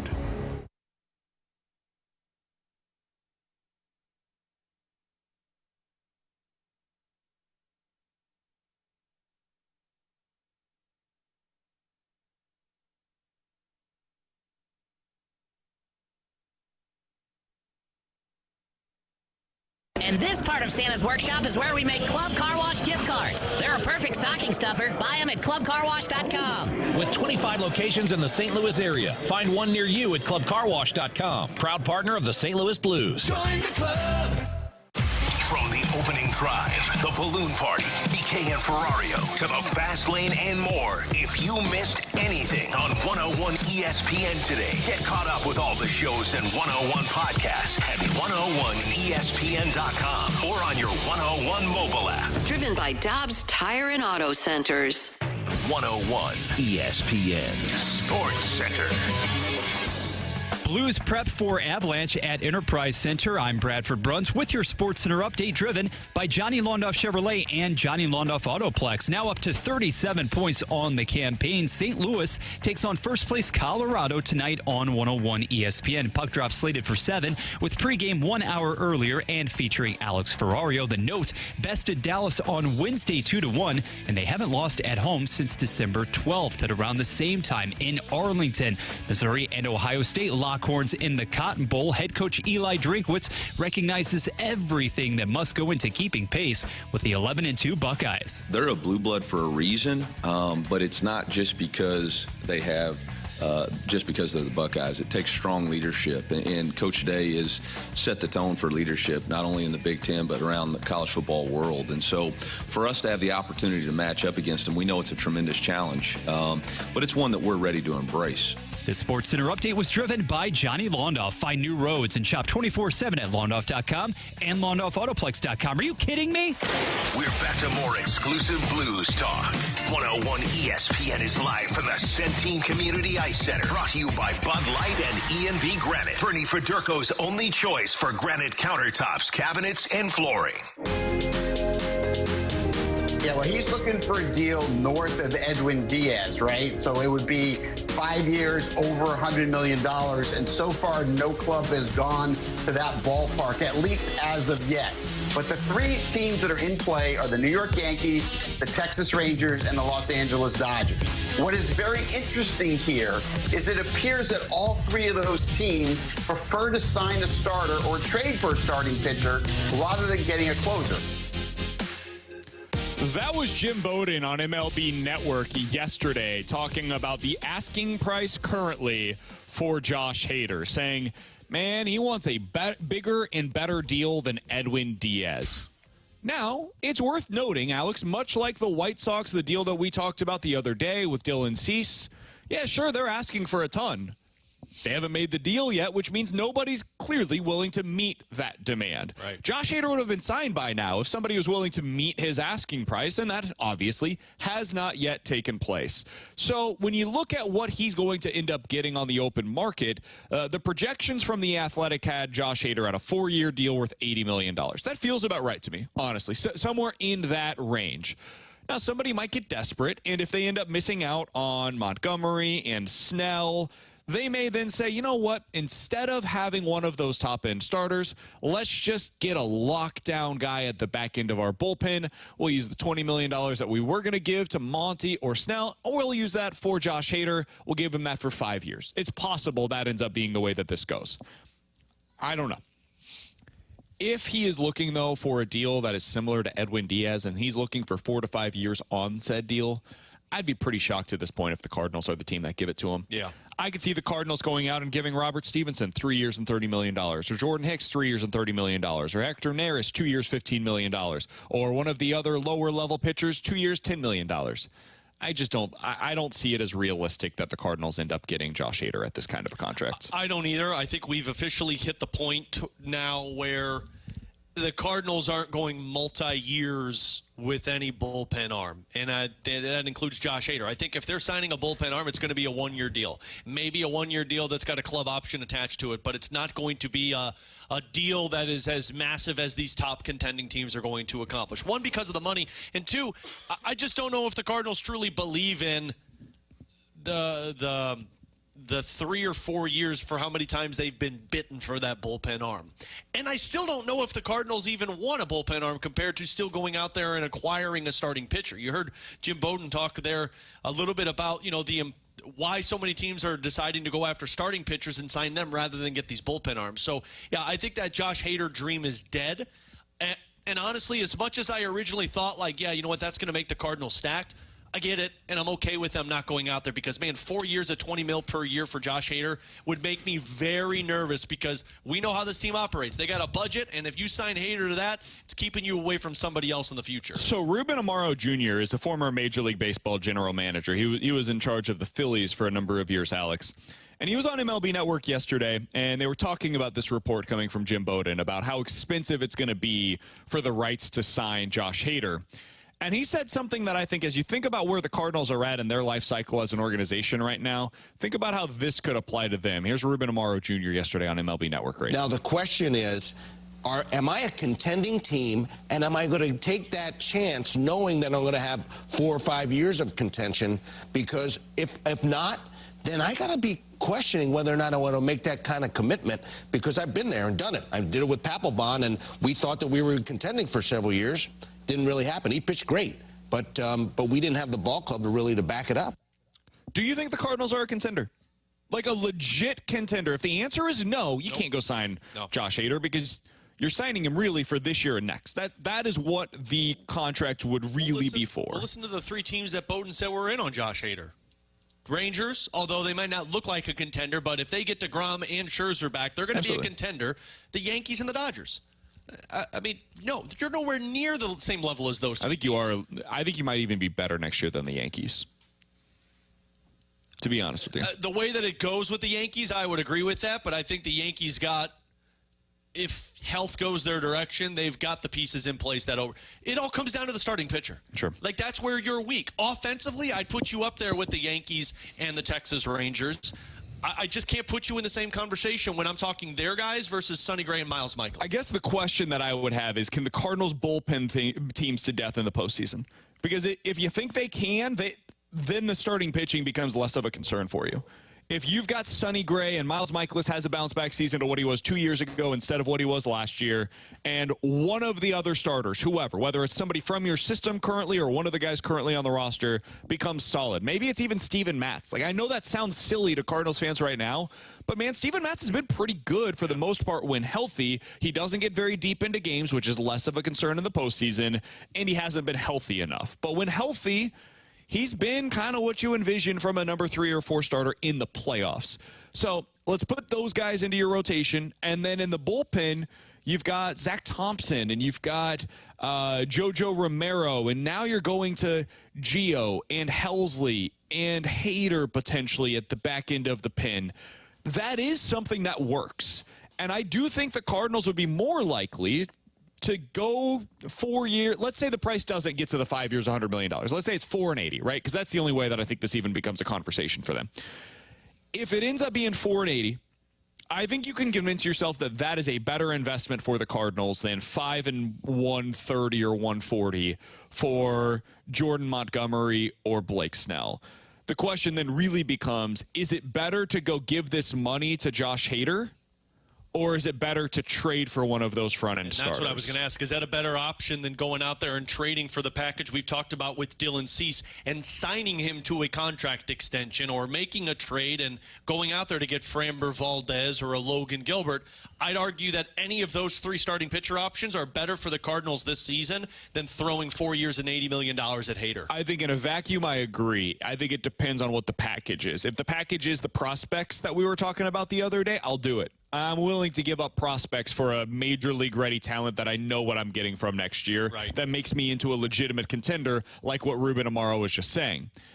If I'm having to give up Nolan Gorman, if the demand, not the ask, the demand is you can give up Nolan Gorman to get one of these starters, or I can give up $20 million a year for a 4-year deal to get Josh Hader, I think I'd probably go the Josh Hader route, even though I understand I'm taking on a ton of risk, man. This guy is a lefty reliever who's coming out of your bullpen with a wildly erratic pitching motion, and a year ago, we were talking about it as, is Josh Hader still the same guy? So I understand. I'm taking on risk here. The Cardinals are taking on risk no matter what they do the rest of the offseason, because it's going to be incredibly difficult to be able to catch the Phillies, the Braves, or the Dodgers. This is the kind of thing that would be a super aggressive move, and I'd be interested in it. That being said, I think he ends up going to the Yankees, the Dodgers, or the Phillies, or the Rangers, and I think he goes to the team that ends up missing out on Snell and Montgomery. I think that's what ends up happening, and he gets a 5-year deal. I think it's going to be a Yankees move, because especially for how much the Yankees have missed out on, it screams Yankees to where, like, oh, well, we got to overcompensate for an area that we missed out on with Yamamoto, so let's go throw the money at this bullpen arm. Like, it just doesn't fall into the category of what Mo has talked about of, oh, we got to build to get to October before we even worry about October. Sure. Like, this screams October move, and John Mozeliak seems to be in a situation where it's like, well, what if we go out there and get a Phil Maton and bring that option in and make a trade for a Dylan Cease? Sure. That's more along the lines of what it seems like they're thinking than a Josh Hader. So the last thing here, Alex, before we get to the junk drawer on the other side, we've talked a lot about the Cardinals bullpen. And one of the ways that they could bolster that area is by putting, maybe it's Tink Hence, maybe it's Gordon Graceffo, maybe it ends up being one of, if not multiple of, Zach Thompson and or Matthew Liberatore. Putting those pitching prospects into your bullpen. The question that I have, though, is can you develop starters that way? Because it used to be the way that the Cardinals developed their starters. Carlos Martinez started his career here in St. Louis out of the bullpen and eventually became a starter for the Cardinals. You look back at what they did with Adam Wainwright. The first year he was the closer and then eventually became what we now know Adam Wainwright's to be. That was the path. You get guys to get comfortable, they go against major league competition, and boom, they get their feet wet by coming out of the bullpen. Now it almost feels like when guys become relievers, they are just relievers for the entirety of their career. Trevor Rosenthal was that. Jordan Hicks, despite having a brief stint as a starter, was essentially that. Do you think you can develop starters nowadays coming out of the bullpen? I think you can, but you have to have the right coaching staff in place. And what I mean by that is, I think what the Cardinals used to have with Dave Duncan is why it worked so well for developing those guys out of the bullpen, because they knew what it took to get to that starting rotation spot, and you had people to guide them along the way. I feel like now Major League Baseball, and honestly it's kind of the same in all of sports, but hockey's the best one that I could come up with, to where you don't bring guys up and develop them from the fourth line and then they all of a sudden become a top line player. Guys come in and they're a top 6 player. Jake Neighbors is the exception we've talked about. It just doesn't feel like now players in college are starting pitchers, and then once they get to the minor leagues, you're throwing innings, and teams are limiting them with their innings, and they're saying, no, you're only throwing this much because you're in our rotation and we're going to continue to build you this way. It feels like the bullpen arms, and I mean, I know it's been joked about in Major League Baseball, but it's the failed starter spot. When you're not a starter, you become the bullpen arm. And it didn't used to be that way. It used to be like Lance Lynn. Well, you're going to be our rotation guy, but we need you to be our bullpen guy first. And I think a lot of that was just the old school mentality, but I think some of it was just the coaching staffs that knew what it took to be in a rotation and knew how to mold those players in that direction. I'm going to give you the list of Cardinals rookie relievers since 2013 that threw at least 30 innings out of the bullpen. Now, think in your head, did this guy eventually become a starter or not? Okay, this is over the last decade. Cardinals rookie relievers that threw at least 30 innings. Genesis Cabrera, Ryan Helsley, Carlos Martinez, Sungwon Oh, Jordan Hicks, Trevor Rosenthal, Gio, Tyler Webb, Kevin Segrist, Matt Bowman, Sam Toohey, Seth Maness, Mike Myers, Andre Palante, John Brebbia, Sam Freeman, Jake Woodford,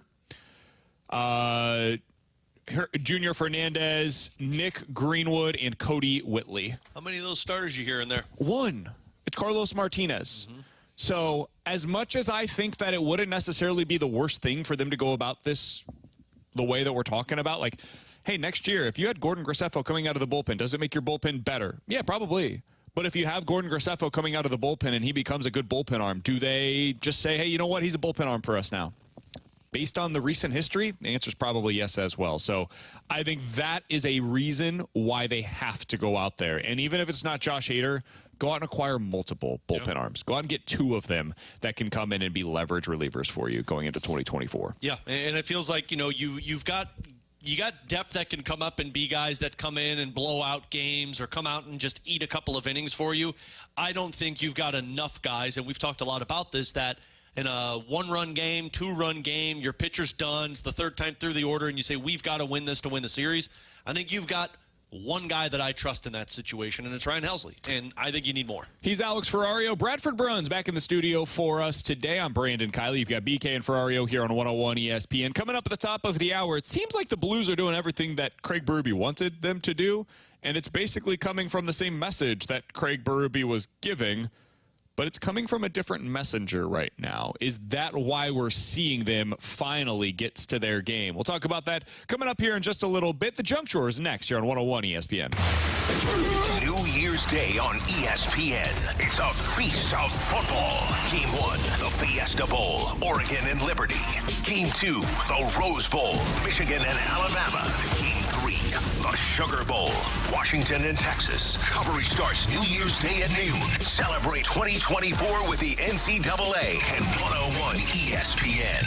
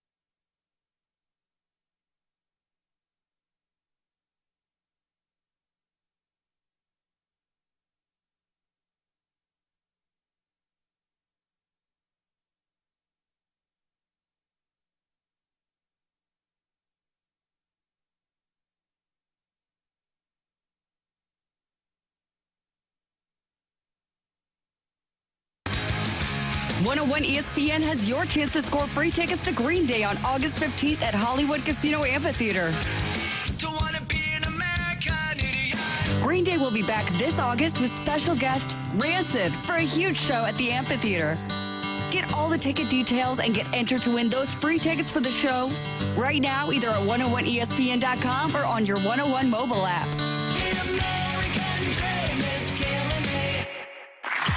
Wall-to-wall Blues coverage is right here. 101 ESPN is live from the Centene Community Ice Center. Brought to you by Bud Light and E&B Granite. Bernie Federko's only choice for granite countertops, cabinets, and flooring. Let's open it up. The Junk Drawer with BK and Ferrario. Brought to you by Fenton Bar and Grill. Best trust wings in Missouri. Dine in, carry out, 7 days a week.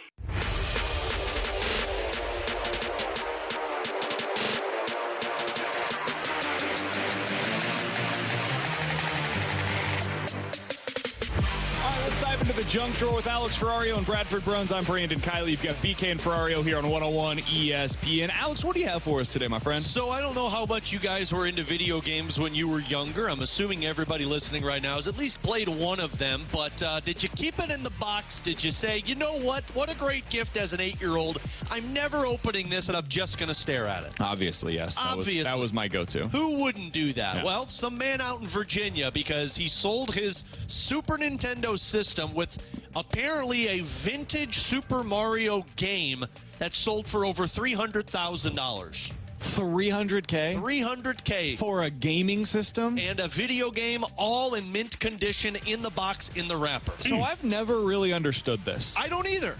And I'm not even just talking about video games. Now, it is worth noting, I don't have FU money.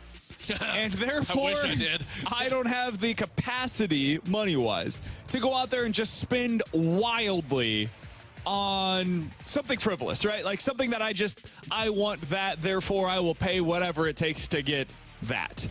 But like the Beanie Baby thing, the trend with that stuff where it was like, hey, keep it in mint condition because this is going to be worth something. Why? Why is it worth something? Explain to me why somebody wants this while it's in quote-unquote mint condition, right? I don't understand the memorabilia thing. I'm not saying anybody else is wrong for doing so.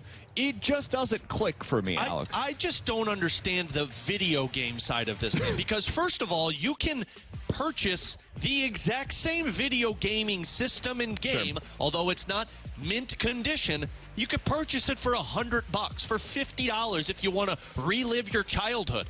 But who the bleep gets this when they're 5, 6, 7 years old and says, I'm never opening this? That's got to be a parent decision. That was a parent decision where they said, hey, I'm going to buy this for you with the express belief that down the road this is going to be worth something. But that's torture.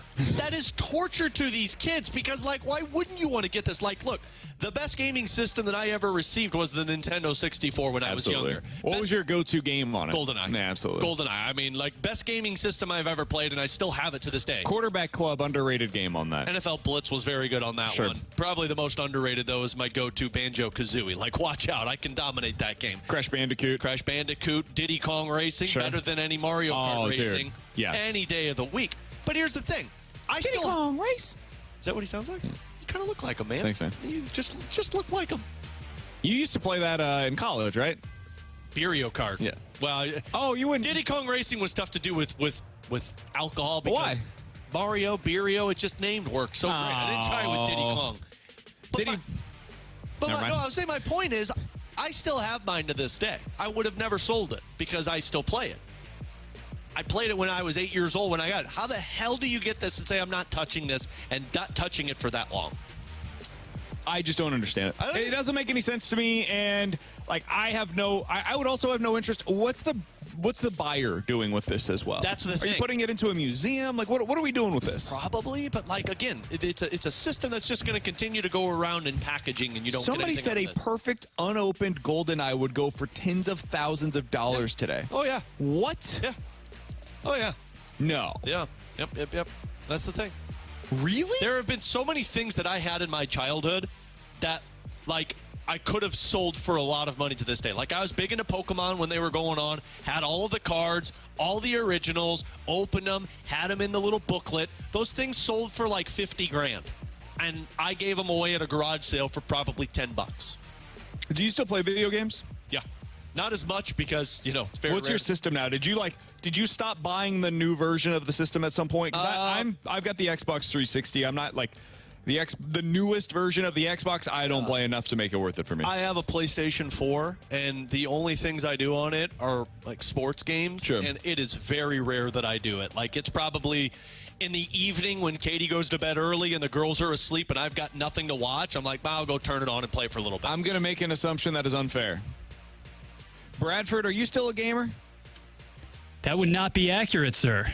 Okay. Gotcha. All right. Gotcha. What was your system? Were you an Xbox guy or a PlayStation guy? No, I Team feel like everybody PlayStation. chose their lane at some point in life. That is true. Team PlayStation all of the way, all day, every day. There was nothing better than playing old school Madden and dominating. I would try to stack a team, yes, fair or not, with LT, Mike Vick. Honestly, some of my fondest memories with my younger brother, playing against him head to head and just watching me suck the life out of him as I kept possession for 45 minutes. It was awesome. See, I was an Xbox guy because you had to have Halo. Yeah, Halo was the game, and everybody wanted to play it, and so the only way you could get it was by playing it on Xbox. Yeah. See, I've been convinced by my brother-in-law who lives in Ohio. He goes to Dayton to get an Xbox so I can game with him. And I said, dude, I don't game on the level that you do. Like, I suck. Like, he plays Call of Duty. I couldn't last in Call of Duty for more than 2 minutes. Oh, so I was so bad at Call of Duty that I was more of a viewer, a spectator, so to speak, than somebody that was going to be a part of the Call of Duty sweepstakes. But see, I'm the nerd now that, like, I've got a PlayStation and I play it every once in a while, but when I'm bored, I turn on my Nintendo 64. Oh, really? Like, Sure. I'll go sit down and play that much longer than I would any type of PlayStation or Xbox right now. Somebody said MLB The Show was only on PlayStation, though. Absolutely. They just switched that now. Did they? That was the reason I had a PlayStation for so long, because it was only MLB The Show. Everybody had a game. Yep. There was a game that was exclusive to a console, and you made your choice. Yep. You made your choice in life, and that's who you were. Yep. You were either an Xbox guy or you were a PlayStation guy. These kids wouldn't understand that nowadays. Nope. Alongside Alex Ferrario and the non-gamer Bradford Bruns, I'm Brandon Kiley. You've got BK and Ferrario. The message today, BK, is don't open your toys, kids. Or get two of them. Get two toys for your kids. Good point. One that goes into a box that is never to be opened. The other that is something that they can play with. Pure psychotic. Those are the options for you. And you got to know up front which one's actually going to be worth something. Otherwise, you just wasted the extra money buying your a second time. version. Coming up next, it sure seems like the Blues are doing everything that Craig Berube wanted them to do. And they're basically getting the exact same message from Drew Bannister now that Craig Berube was giving them previously. So why is it finally starting to hit home? We'll talk about that next here on 101 ESPN. There's still time to get your 101 ESPN merch to support Operation Food Search this December. We partnered with STL Shirt Company to offer a special 101 ESPN online merch store this month, offering 101 t-shirts, hoodies, hats, and more. Plus, we brought back some of your favorite designs, including the Jamie Rivers and Brad Thompson jerseys, the dunk shirts, and more. Time is running out, though, so make sure to order your 101 swag by December 31st. Grab your 101 ESPN gear and help support Operation Food Search by visiting the 101 online merch store now at 101ESPN.com. Powered by STL Shirt Company and McBride Homes, Missouri's largest builder and 2023 Braggin' Rights sponsor.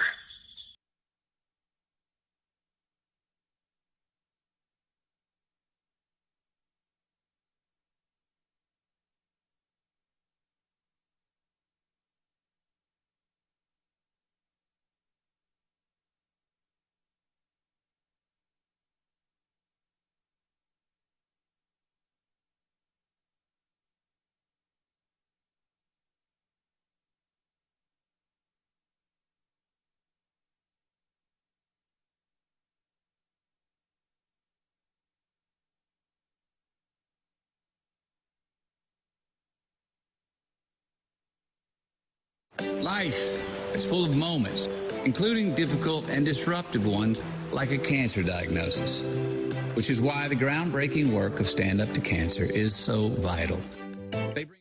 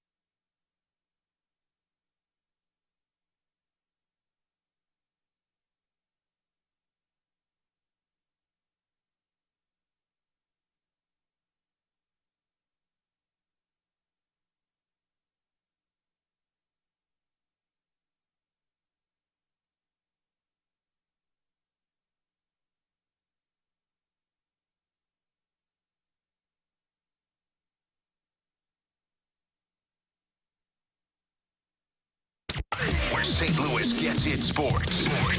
WXOS HD1 East St. Louis, 101 ESPN. More Blues talk, more often. 101 ESPN is live from the Centene Community Ice Center. Brought to you by Bud Light and E&B Granite. Bernie Federko's only choice for granite countertops, cabinets, and flooring.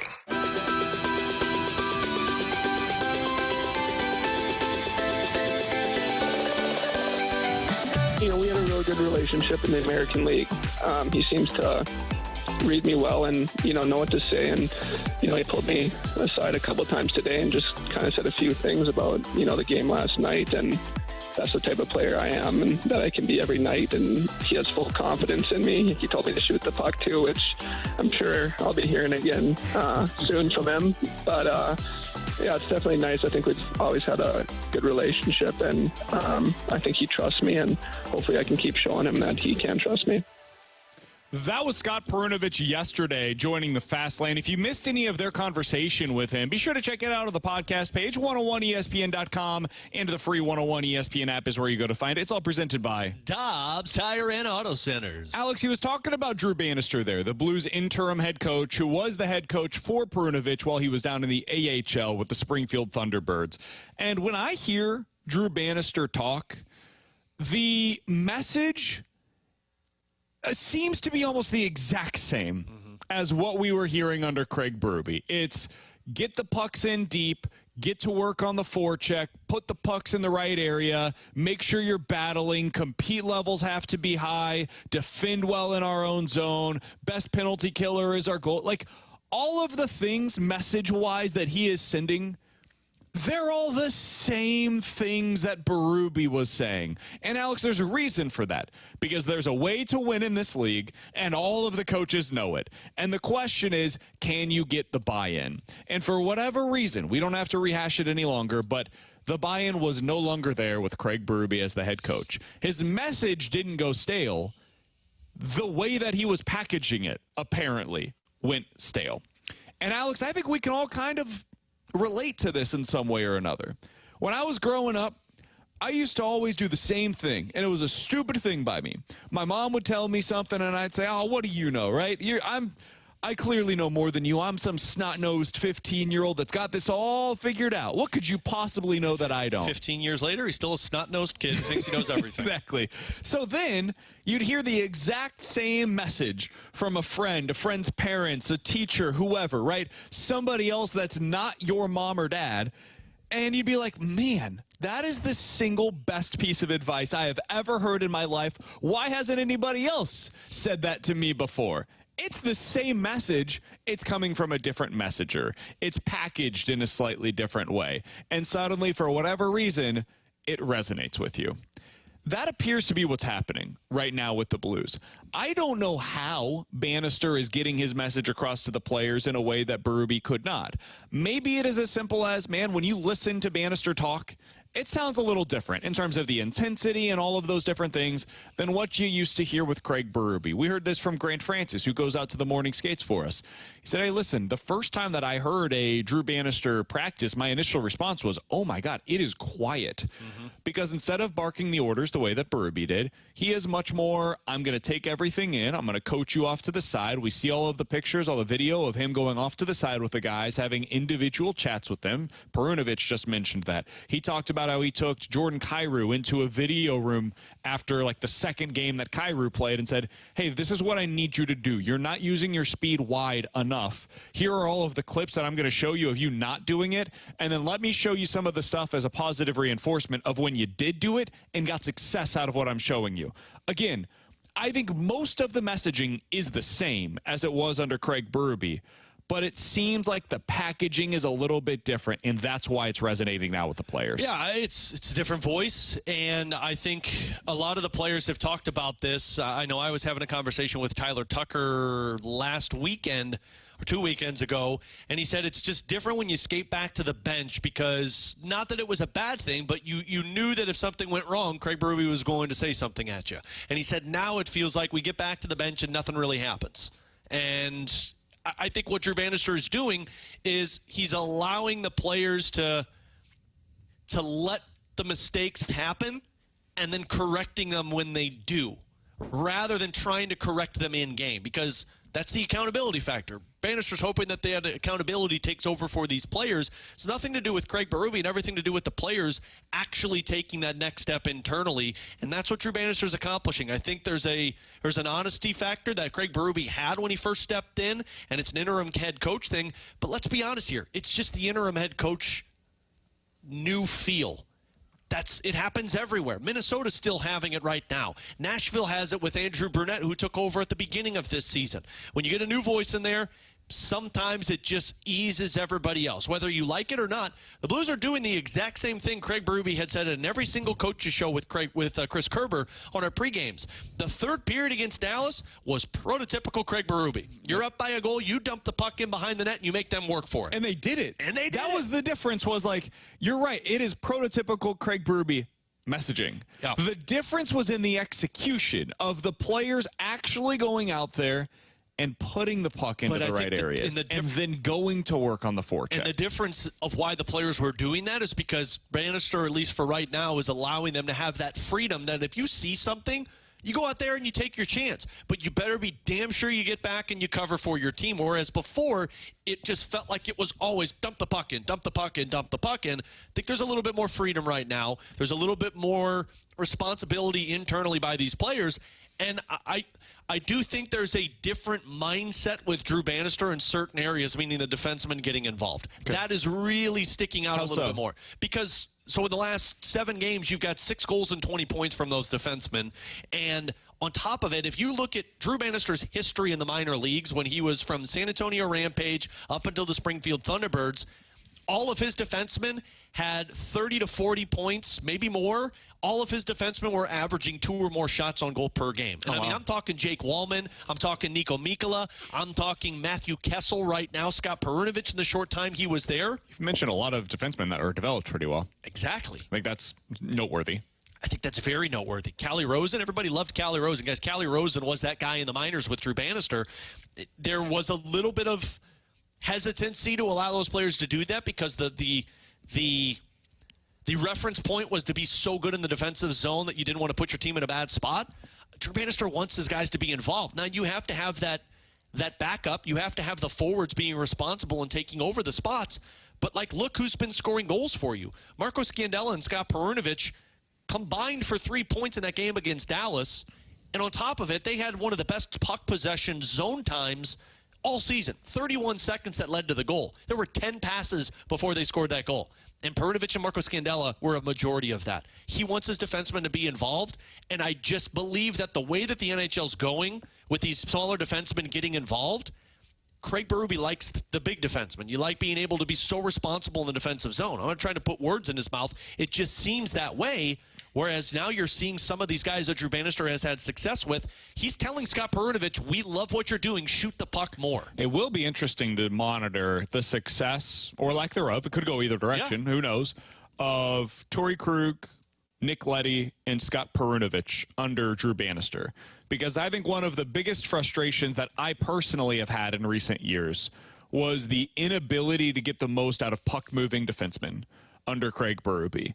And I don't know if that was a him issue. I don't know if that was a player issue. It was probably a combination of the two. But when you see Jake Wallman go off and have success in Detroit the way that he has, when you see Vince Dunn go off and have success the way that he has elsewhere, when you see Torrey Krug have success elsewhere, come here and not be the same player, when you see Scott Perunovich be a Hobie Baker winner, go to the AHL, have success down there, and then not be able to translate, I know some of this is injury related, but not be able to translate that to the NHL level or not get opportunities to translate that to the NHL level, those are things that definitely stuck out to me. And I will be curious to see, because so far, so good. Does that sustain? Does that continue beyond just a 6-game small sample size that we've seen from guys like Krug, Perunovich, et cetera? I think that's something worth monitoring. And, Alex, that's something that I think is going to play into whether or not Drew Bannister ends up being the guy here. Yeah. Not just on an interim basis, but for however long it ends up working. And I think this is something that everybody's got to answer themselves. Certainly the only one that really matters is what Doug Armstrong thinks about it. But at what point for you will you look at it and say, you know what?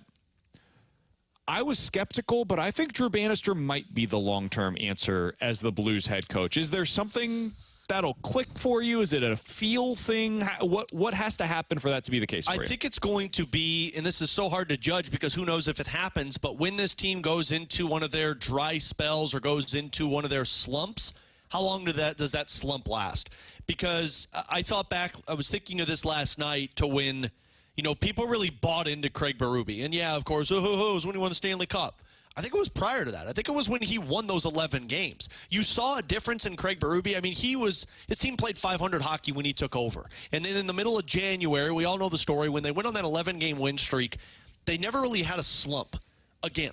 And when they did have their slump, it was one game. It was half a game. And they were out of it. That's what it's going to tell me with Drew Bannister. Like, is this – because, again, 10 games is a threshold to get to before you can start to be like, oh, Drew Bannister is the next guy. They're about to win 5 consecutive games on home ice if they do this with Drew Bannister tonight. They would win 4 straight games. Like, that's impressive. But when a slump happens, and it will happen, how long does it last? Because that's going to tell me, does that group in the locker room – do they buy into this message that's Drew Bannister? Do they realize that they are better than what they thought? Does the accountability factor stay in that room? Or when things go bad, does it revert back to what this team was before and the mental strength just isn't there? To your point on Berube, before that 10-game winning streak, he had coached 19 games here in St. Louis. The Blues were 10-8-1 in those 19 games. Yeah. So they were essentially a 500 hockey club whenever he took over, which is basically what they were beforehand, too. They were 11-14-4. If you look at the points percentage, that is 500. Basically 500. Yep. So they went from being a 500 hockey club when they fired their head coach to remaining a 500 hockey club for the first essentially 20 games under Craig Berube. And then they took off, and we all know what the rest of the story is there. For Drew Bannister, let's give him about 20 games to find out, okay, what is his team going to look like under Drew Bannister? The next 20 games will determine that, and then we find out who they really are under him. Mm-hmm. So that probably starts in mid-January when we really start to find out, okay, what's a Drew Bannister St. Louis Blues in 2024 look like? Yep. This stretch of games is going to determine that because you're in a tough stretch right now. The next 9 games are against big-time opponents. How you make it through that, if you're able to withstand this stretch, then maybe you do go on a little bit of a run, and then he becomes a leading candidate, if not the number 1 candidate for the job. You want to find out if this group has the ability to have that mental confidence, that mental strength. We've seen it a lot in this small sample size. Can it last for 50-plus games? Because if it can't, if you go into another spell of 2 weeks where your team just looks incapable, inferior to their opponent, then it sounds like it's a player problem, not a coach problem. And then you get back into the conversation of what do you do next. But, man, if Drew Bannister could go on a little bit of a run, it gets 20 to 30 games of these guys, if they lose a game like they did versus Tampa, respond solid the next night, that's when you start to say, like, you know what, they might have the right coach for the right team. He's Alex Ferrario. Bradford Bruns is back in the studio for us today. I'm Brandon Kiley. You've got BK and Ferrario here on 101 ESPN, broadcasting live from the E&B Granite Studios out at the Centene Community Ice Center. In 15 minutes, we'll get to a game of One's Gotta Go. 314-399-9646 is the Air Comfort Service X line for One's Gotta Go. You give us 4 options, we'll tell you which one's gotta go. But next, would a change in the offseason calendar benefit the excitement leading into bowl games? It feels like the anticipation is down compared to what it's been in previous years. I think there's a reason for that. We'll get into it next here on 101 ESPN. Weekday morning starting at 7. It's the opening drive, getting you in the know first on everything St. Louis sports. From the Blues, Cards, and more. Kickstart your morning with the opening drive, weekday mornings from 7 to 10 on 101 ESPN. Brought to you by Sumner One.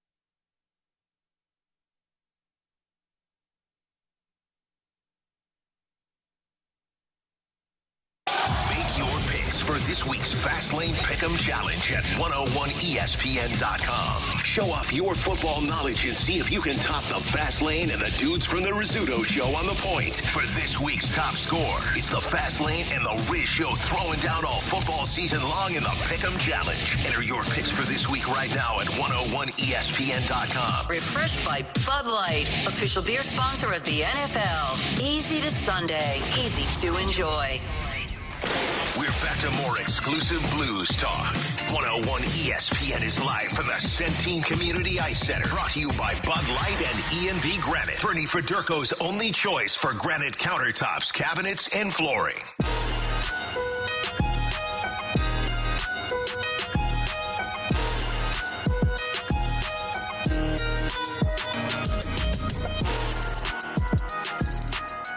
Alongside Alex Ferrario and Bradford Bruns, I'm Brandon Kiley. You've got BK and Ferrario here on 101 ESPN. So, Alex, the offseason calendar's got to change for college football. Everybody agrees with that. The question is how?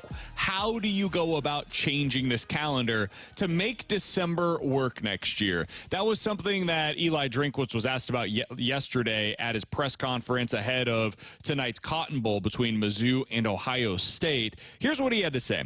He said, guys, we've talked about the 12-team playoff, and there's just no possible way for college football to have a 12-team playoff next year and for coaches to continue recruiting in an open period while having the transfer portal open as well. You've got addition and subtractions going on and preparing for a game. That's just not possible. There's going to have to be a reset of college football, looking back for all of us and saying, okay, this is what we've got to become now. He continued, we have to start all over and build it back out again. And it's going to start with having to figure out what the calendar is. I don't have a simple answer for you, and I know that it is not as simple as we just moved signing day to the spring, because that has consequences as well, end quote. He's right. There is no one simple, easy answer on how college football fixes this. But the 12-team playoff is the type of thing that will create urgency to fix it. And if there was one, it's not a cure-all, Alex, but if there was one thing that I think college football could do to help it, it is as follows. I think college football should go to a place where the bowl games that matter, so I'm talking about the college football playoff, are played all in December. And then it comes to a crescendo on January 1st. January 1st has always been a big day for college football. That's always been the day that people point to and say, that is when the biggest college football bowl games are played. We are all used to it from years of watching those games. If you go back to that, I think that is something that would be seen as a net positive for the sport. So the way you make that happen, Alex, the last week of the regular season is Thanksgiving weekend. This year, that would have been November 25th, that Saturday.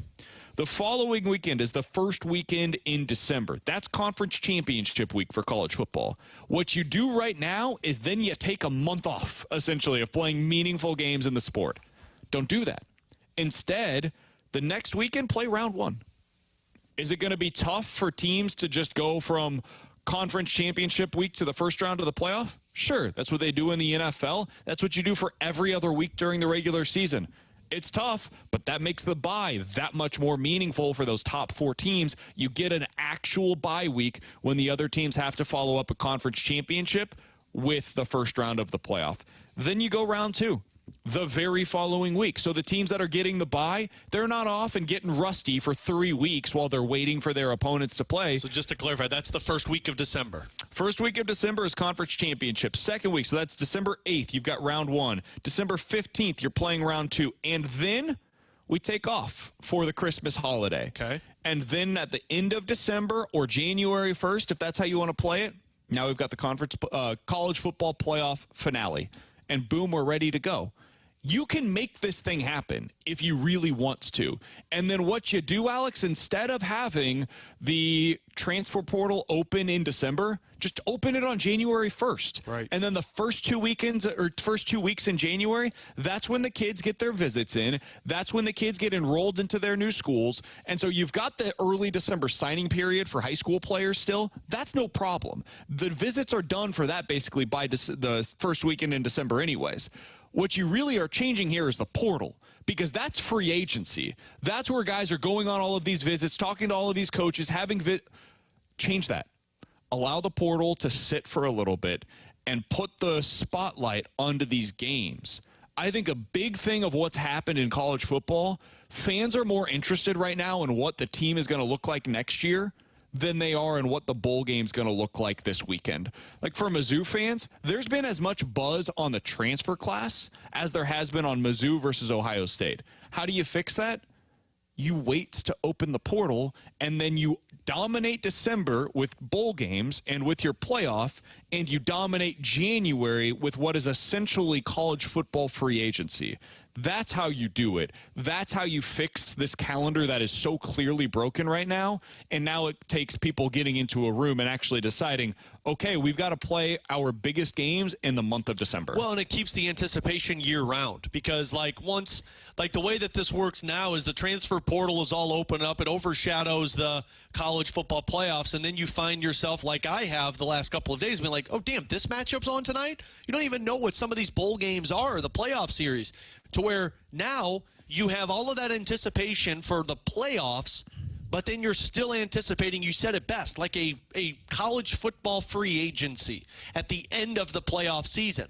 And that's what pro sports do. That's what keeps you invested all year round is you're waiting to find out, okay, what's my team going to do at the end of the season? If their team's not making the 12-team football playoffs, well, now you're anticipating that, but the spotlight is still on the college football playoffs because guess what that also does? When the transfer portal sits, you've got all of these teams that might have players entering the transfer portal that you get to watch. So the hype around those kids that might be going to the transfer portal, the hype is in those college football playoffs for the common fan that's like, oh, I wonder what these guys are going to do. Somebody on the text line brings up what is a fair question. When does second semester start, and what about the kids that are entering the portal that have to get enrolled? It takes time to do that. Absolutely correct. But first of all, these kids have the best resources available to them. Some of the best academic advisors, they're available, especially to the football players. So that it doesn't take as long or as much time for them to get enrolled as it does for like me, Alex, or many of you in the listening audience right now. But to answer the question directly, like I've got Mizzou's second semester dates up.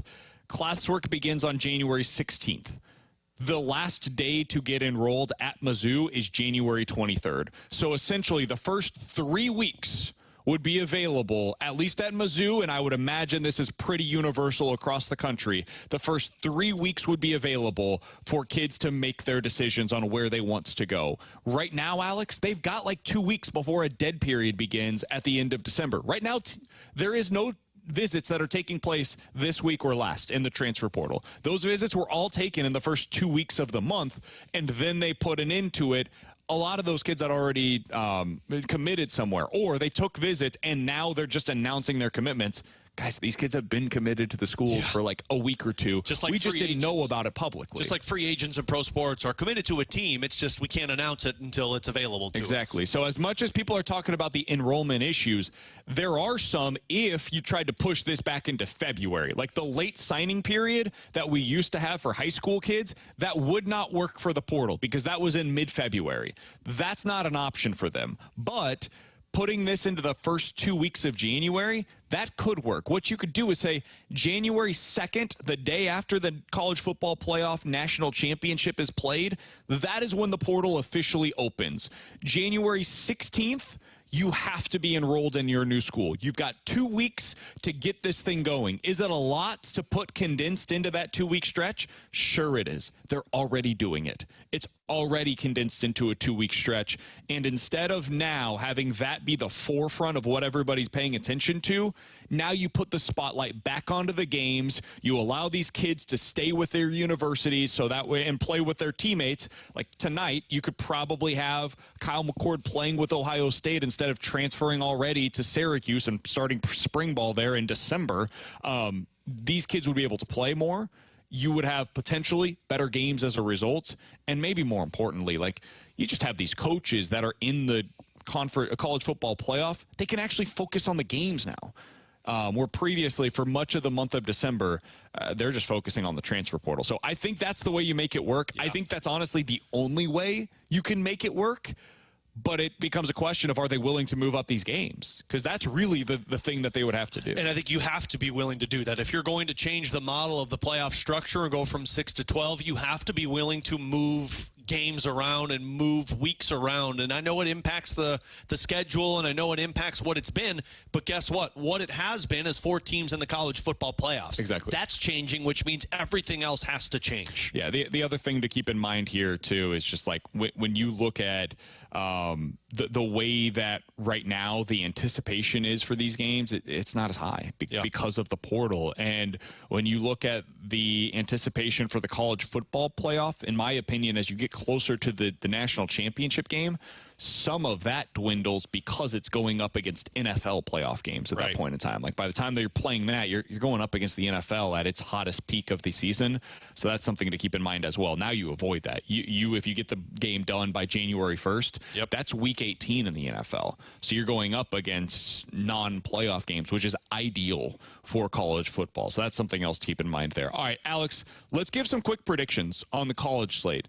Mizzou versus Ohio State tonight. This game started with Ohio State as a 6.5-point favorite. Then it flipped to Mizzou as a 3-point favorite. Now it's flipped all the way back to Ohio State as a 5.5-point favorite, despite them playing with their backup quarterback tonight.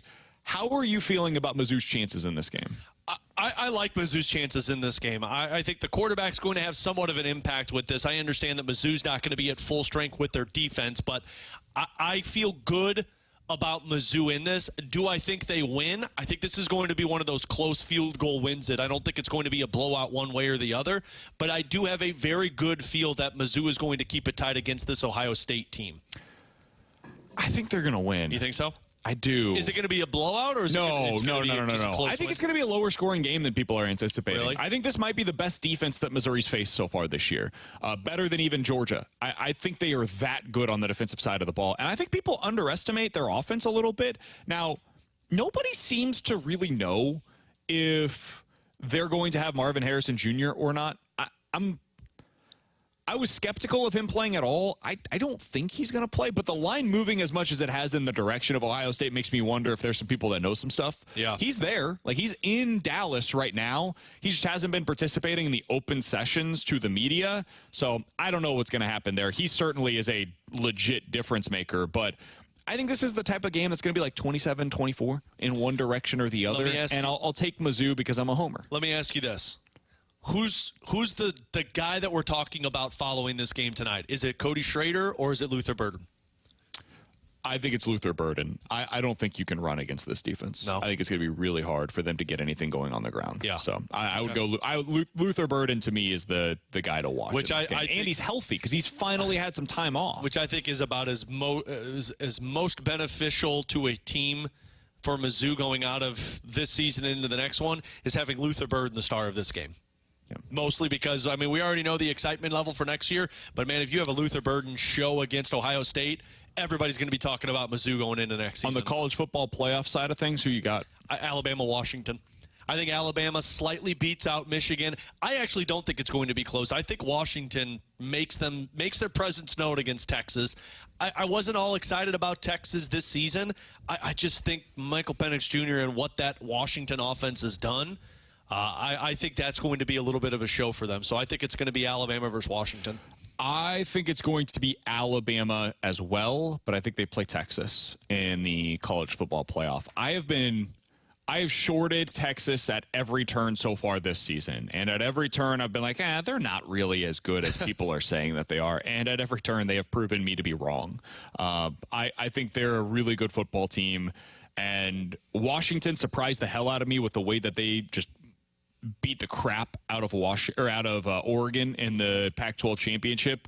I don't know that they're going to be able to do that twice in a row. So I will take Texas and Alabama, and I think ultimately Alabama ends up winning the national championship in what is considered to be a quote-unquote down season for Nick Saban and the Alabama Crimson Tide. But we'll talk about that as we get to it next week as we break down what happened in the semifinals. Coming up next, 314-399-9646 is the Air Comfort Service text line for One's Gotta Go. You give us 4 options. We'll tell you which one's got to go here on 101 ESPN. Coverage of 101 ESPN is presented by Under Law Injury Lawyers. GetJim.com. What jersey is Jamie Rivers giving away this week? How about a signed Justin Falk Blues jersey? Get entered to win now at 101ESPN.com or on your 101 mobile app, courtesy of Twin Peaks. Eats, drinks, scenic views.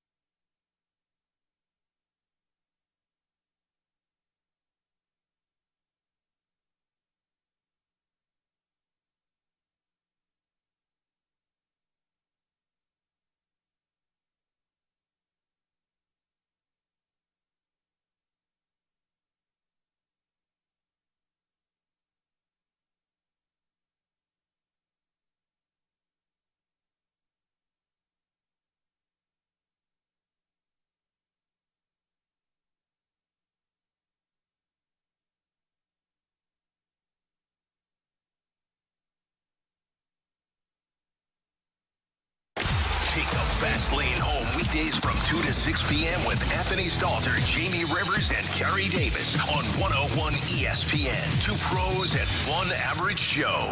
The fast lane is driven by Scrap Mart. 101 ESPN Sports Center. Cook and the Tigers roll toward Cotton Bowl. Good afternoon. It's Bradford Bruns, and this Sports Center update is brought to you by Saliga Heating and Cooling. Tonight at 7, Mizzou finally returns to the field. New Year's 6 style versus Ohio State. Brady Cook and company last played on the day after Thanksgiving, but opening drive guest Mookie Cooper always expects his QB to be a stabilizing force. On the field and off the field, he's just growing in so many ways. It's just staying humble, you know.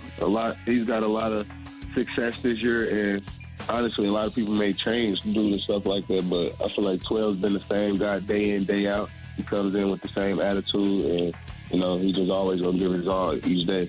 That full interview with the Pattonville product now available on 101ESPN.com. Also on the evening slate, the Blues face off with 21-11-3 Colorado. The Avs did just fall to Arizona in overtime 5-4. Pregame unfolds at 6. Puck drop 1 hour later on 101 ESPN. The Sports Center update was brought to you by Saliga Heating and Cooling, an independent American Standard heating and air conditioning dealer. Wall-to-wall Blues coverage is right here. 101 ESPN is live from the Centene Community Ice Center. Brought to you by Bud Light and E&B Granite. Bernie Federko's only choice for granite countertops, cabinets, and flooring. This is BK and Ferrario. Time now for One's Gotta Go. We offer up the talking points, and you get to pick which one's gotta go on 101 ESPN.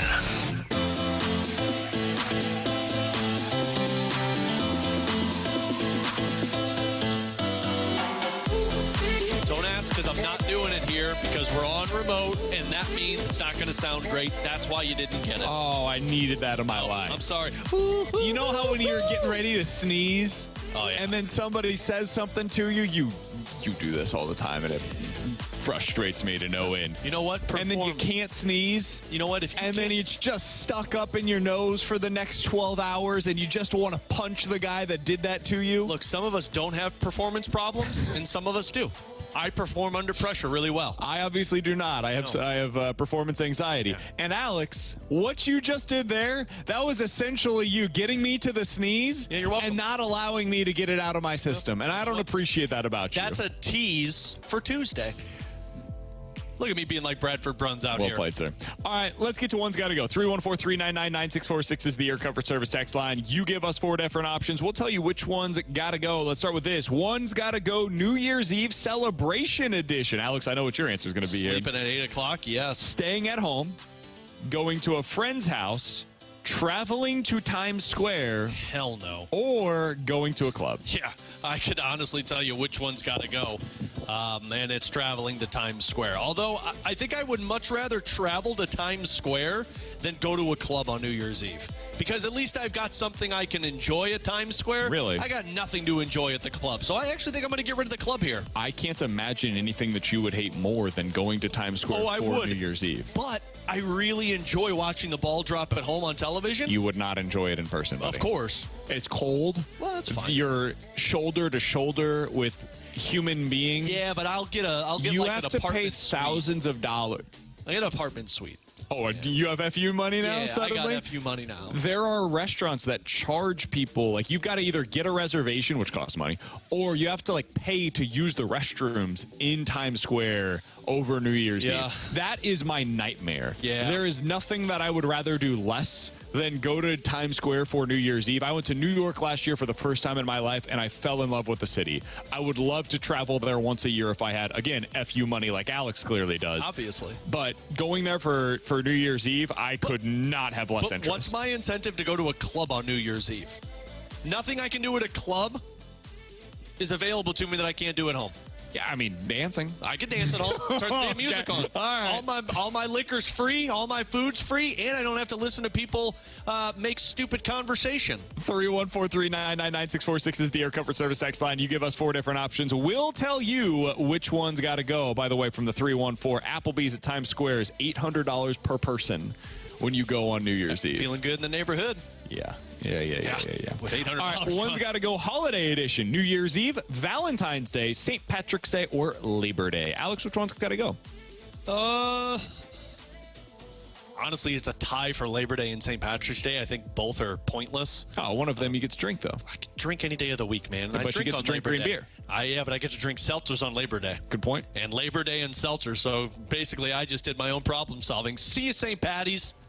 I would probably go Labor Day. Labor Day is the one that's got to go. I did do St. Although, Patty's to be Day. fair, like, Kara's not super into Valentine's Day. It's not something that really, like, means much to her. Yeah. So I understand. Katie loves it, so that's why I got no problem. Anybody that likes it, hey, man, it's a cool day. Like, you celebrate yourself and your wife. I try to do that every day, so that's where I'm a little different. There's the pompous, well, I tell my wife I love her every day of the week, not just Valentine's Day. Exactly. So we try to gift the love that we have, the admiration that we have for one another on a day in, day out basis instead of just, focusing on one day in the middle of February. Ladies and gentlemen. That's it's right. like Travis Kelce and Taylor Swift over here. We all want to be. I would actually probably say Valentine's Day would be the Labor Day I could do seltzers. St. Patty's Day. Although I did used to, if any Missouri S&T alums are listening, my buddy went there, and I did party at St. Patty's Day with him a couple of years. And let me tell you, you all know how to do St. Patty's Day right. 314-399-9646 is the Air Comfort Service text line. From the 314, one's got to go pet edition. A dog, a snake, a hamster, or a cat. I want to hear Bradford's answer to this one as well. You had to throw cat into there, didn't you? Because snake is what has to go here. Yeah. I don't need a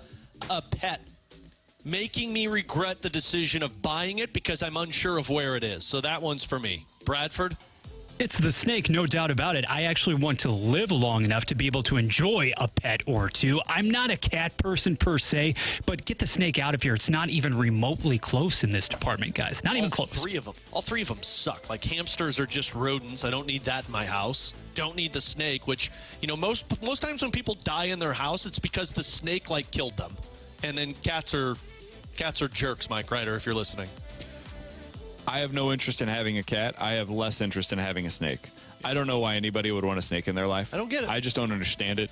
I have somebody that is a friend of a friend that has a dragon in their life. A dragon? Mm-hmm. You know dragons aren't real, man. No, right? it's a mini dragon. It's a lizard. So dragons aren't real, man. That I also don't totally understand either. You just look at them all day long. Yeah, any animal that's like a fish. I don't understand why people. You know have what? fish. I'm talking out of both sides of my mouth. If I had FU money, I would totally have an aquarium in my house. Oh, I would too. 100% would have an aquarium. But it wouldn't be a fish. I'd have like a freaking jellyfish in an aquarium. You'd have sharks. Oh yeah, swimming sharks around. Absolutely. I would have fish. I'd have a jellyfish. I would have a saltwater tank. Yeah, ever since I saw the movie 7 Pounds with Will Smith and he had a jellyfish. Now, spoiler alert, he used the jellyfish to kill himself. But the jellyfish in a tank in his house was awesome. Dark segment. All right. Very dark. Yeah, this is but you know what? It really was taking a turn it was here. a movie. It was a good movie. Watch it. It's great. He's Alex Ferrario. That is Bradford Bruns. I'm Brandon Kiley. You've got BK and Ferrario here on 101 ESPN. Coming up next, we'll put a bow on this thing with our NFL weekend look ahead. Best game of the week, biggest upside of the week. What are you looking for this weekend in the NFL? We'll tell you next here on 101 ESPN. New Year's Eve, it's an NFL triple header on ESPN. Game 1, Ravens and Dolphins. Game 2, Seahawks and Steelers. Game 3, Vikings and Packers. Coverage gets underway Sunday morning at 11. Celebrate the new year with 101 ESPN. Sports talk for St. Louis.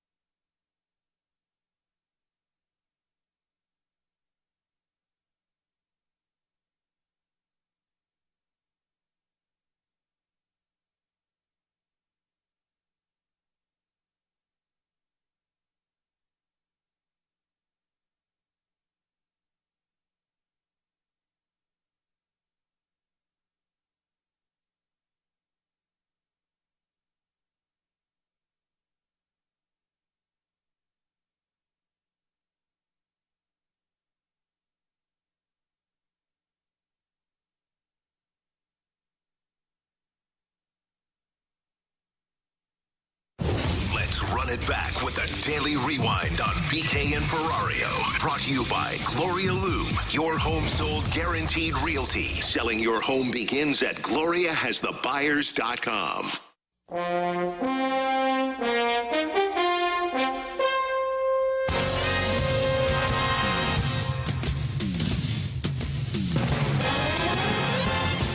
Alongside Alex Ferrario and Bradford Bruns, I'm Brandon Kiley. It's been a fantastic week.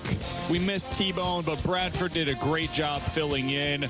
Grant Francis also did a spectacular job filling in for us. If you missed any of the shows this week, check them out on the podcast page. 101ESPN.com. The free 101 ESPN app is where you go to find it. They are all presented by Dobbs Tire and Auto Centers. Alex, before we go into the weekend, we are doing what we do each and every week throughout the NFL season, which is our NFL weekend look ahead. We're going to tell you the game that you got to watch, the upset that we're going to see, the team with the most to gain, and the team with the most to lose. We'll do that all before we get to the fast lane coming up at the top of the hour. Alex, let's start with the obvious. If you can only sit down in front of the television this weekend and watch one NFL game, what is the one that you are putting at the top of the pedestal? Cowboys and Lions, Saturday. I don't even care about Sunday games. New Year's Eve, I got other things to watch, but it's Cowboys and Lions because I think that is, as much as people are going to say Dolphins and Ravens, I'm not sure you're going to see the actual picture there. Cool. It's a stupid pick if people do it, so can't wait for BK's pick. Cowboys and Lions to me is more of a measuring stick to find out the top teams in the NFC, and I think that's going to be a fun matchup, especially because the Cowboys coming off of a loss. Yeah, I want to find out what those teams have coming off of last week, and especially with the Cowboys, as you mentioned, a really emotional game for them. They thought they had that 1-1, and then, of course, the Dolphins end up coming out ahead. But I'm going with the other one that the Dolphins are participating in. No Jalen Waddle for Miami. It sounds like the Ravens receiving core is banged up as well. We'll see what happens with Zay Flowers. Odell Beckham is banged up a little bit going into this one. The receiving options for both teams are depleted. What do you got? What do you got when the cards are down on the table? Both teams coming off of a huge physical, emotional win last week. I am fascinated to see what that looks like. The Ravens right now are a 3.5-point home favorite in that one. That feels about right to me. I think I would take the Ravens in that game, though. Alex, if you had to pick one upset heading into the weekend, got to be at least a 3-point underdog, because otherwise it's not really an upset, it's just a pick 'em. What would you go with as your upset of the weekend? I think I'm going to pick the Panthers over the Jaguars. I think this is going to be the week that everybody realizes that Jacksonville's not any good and doesn't deserve to be in the playoffs. They'll probably still make the playoffs, but they're not doing anything with it. And I don't think Carolina's good, but I think Carolina's shown signs of life last week, and I think they could do that again against Jacksonville, especially on the road where Jacksonville's fat and happy thinking that they're going to be a playoff team, and Carolina's going to show them different. Explain to me why the Raiders are a 3.5-point underdog on the road this weekend in Indianapolis. Does it make sense to you? Because It doesn't make sense to me. I think those teams are... Aiden O'Connell, maybe? I think you can make an argument that the Raiders are actually better than the Colts. I don't think they're all that dissimilar, but I think they're pretty darn close. So give me the Raiders as a 3.5-point underdog winning that game outright against the Colts. By the way, one of the games that I love that I didn't end up picking this week, I thought there were a decent number of spreads that I really liked. I love the Houston Texans minus the 4 points this weekend against the Titans. I think the Titans get blitzed in that one. I think people are misremembering how good the Texans were with C.J. Stroud because we've seen them with Case Keenum over the last couple of weeks. Agreed. So that's another one that I would point to for the opposite. I like the Texans a lot. All right. The team with the most to gain heading into this weekend, Alex, they get a win, and you say, you know what, kind of changed the way that I viewed them, is who? Man, if you have one, go, because I'm not sure.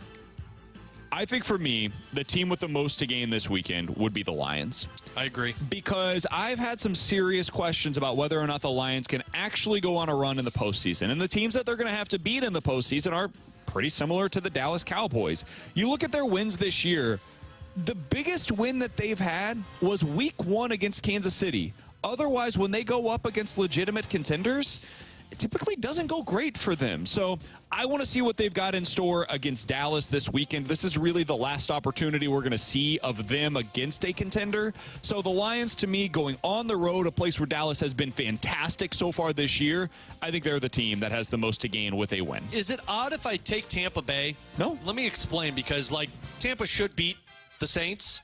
But if Tampa Bay goes out there and just destroys the Saints, I think that at least gains people believing that the Buccaneers could be a team that does damage. If Baker Mayfield goes up against New Orleans, albeit it's not a great defense, but it's a team that at least is respectable, I think if Tampa could go out there and put up some points and look like a legit contender, I think people might start taking them a little bit more respectful in the NFL. The last thing here, the team with the most to lose going into this weekend is who? They lose this weekend, and you say, you know what?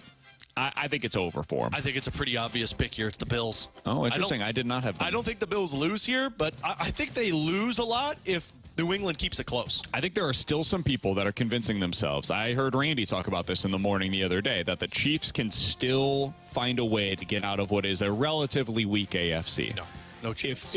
I'm with you, but for those people that are holding out hope, if they lose this weekend at home against a Bengals team that has a banged up at best Jamar Chase, a defense that has been among the 5 worst in the NFL for the majority of the season, a backup quarterback in Jake Browning, if that team beats you at home, yeah, it's done, man. I feel like I've been saying the Chiefs are the team with the most to lose going into this weekend, because this would be the final straw. This is it. If you once again do the same thing that we've seen from you over the last few weeks, it is over, done, gone. No longer can anybody convince themselves that you are a team that should be reckoned with in the AFC. Nobody can do that. Yeah.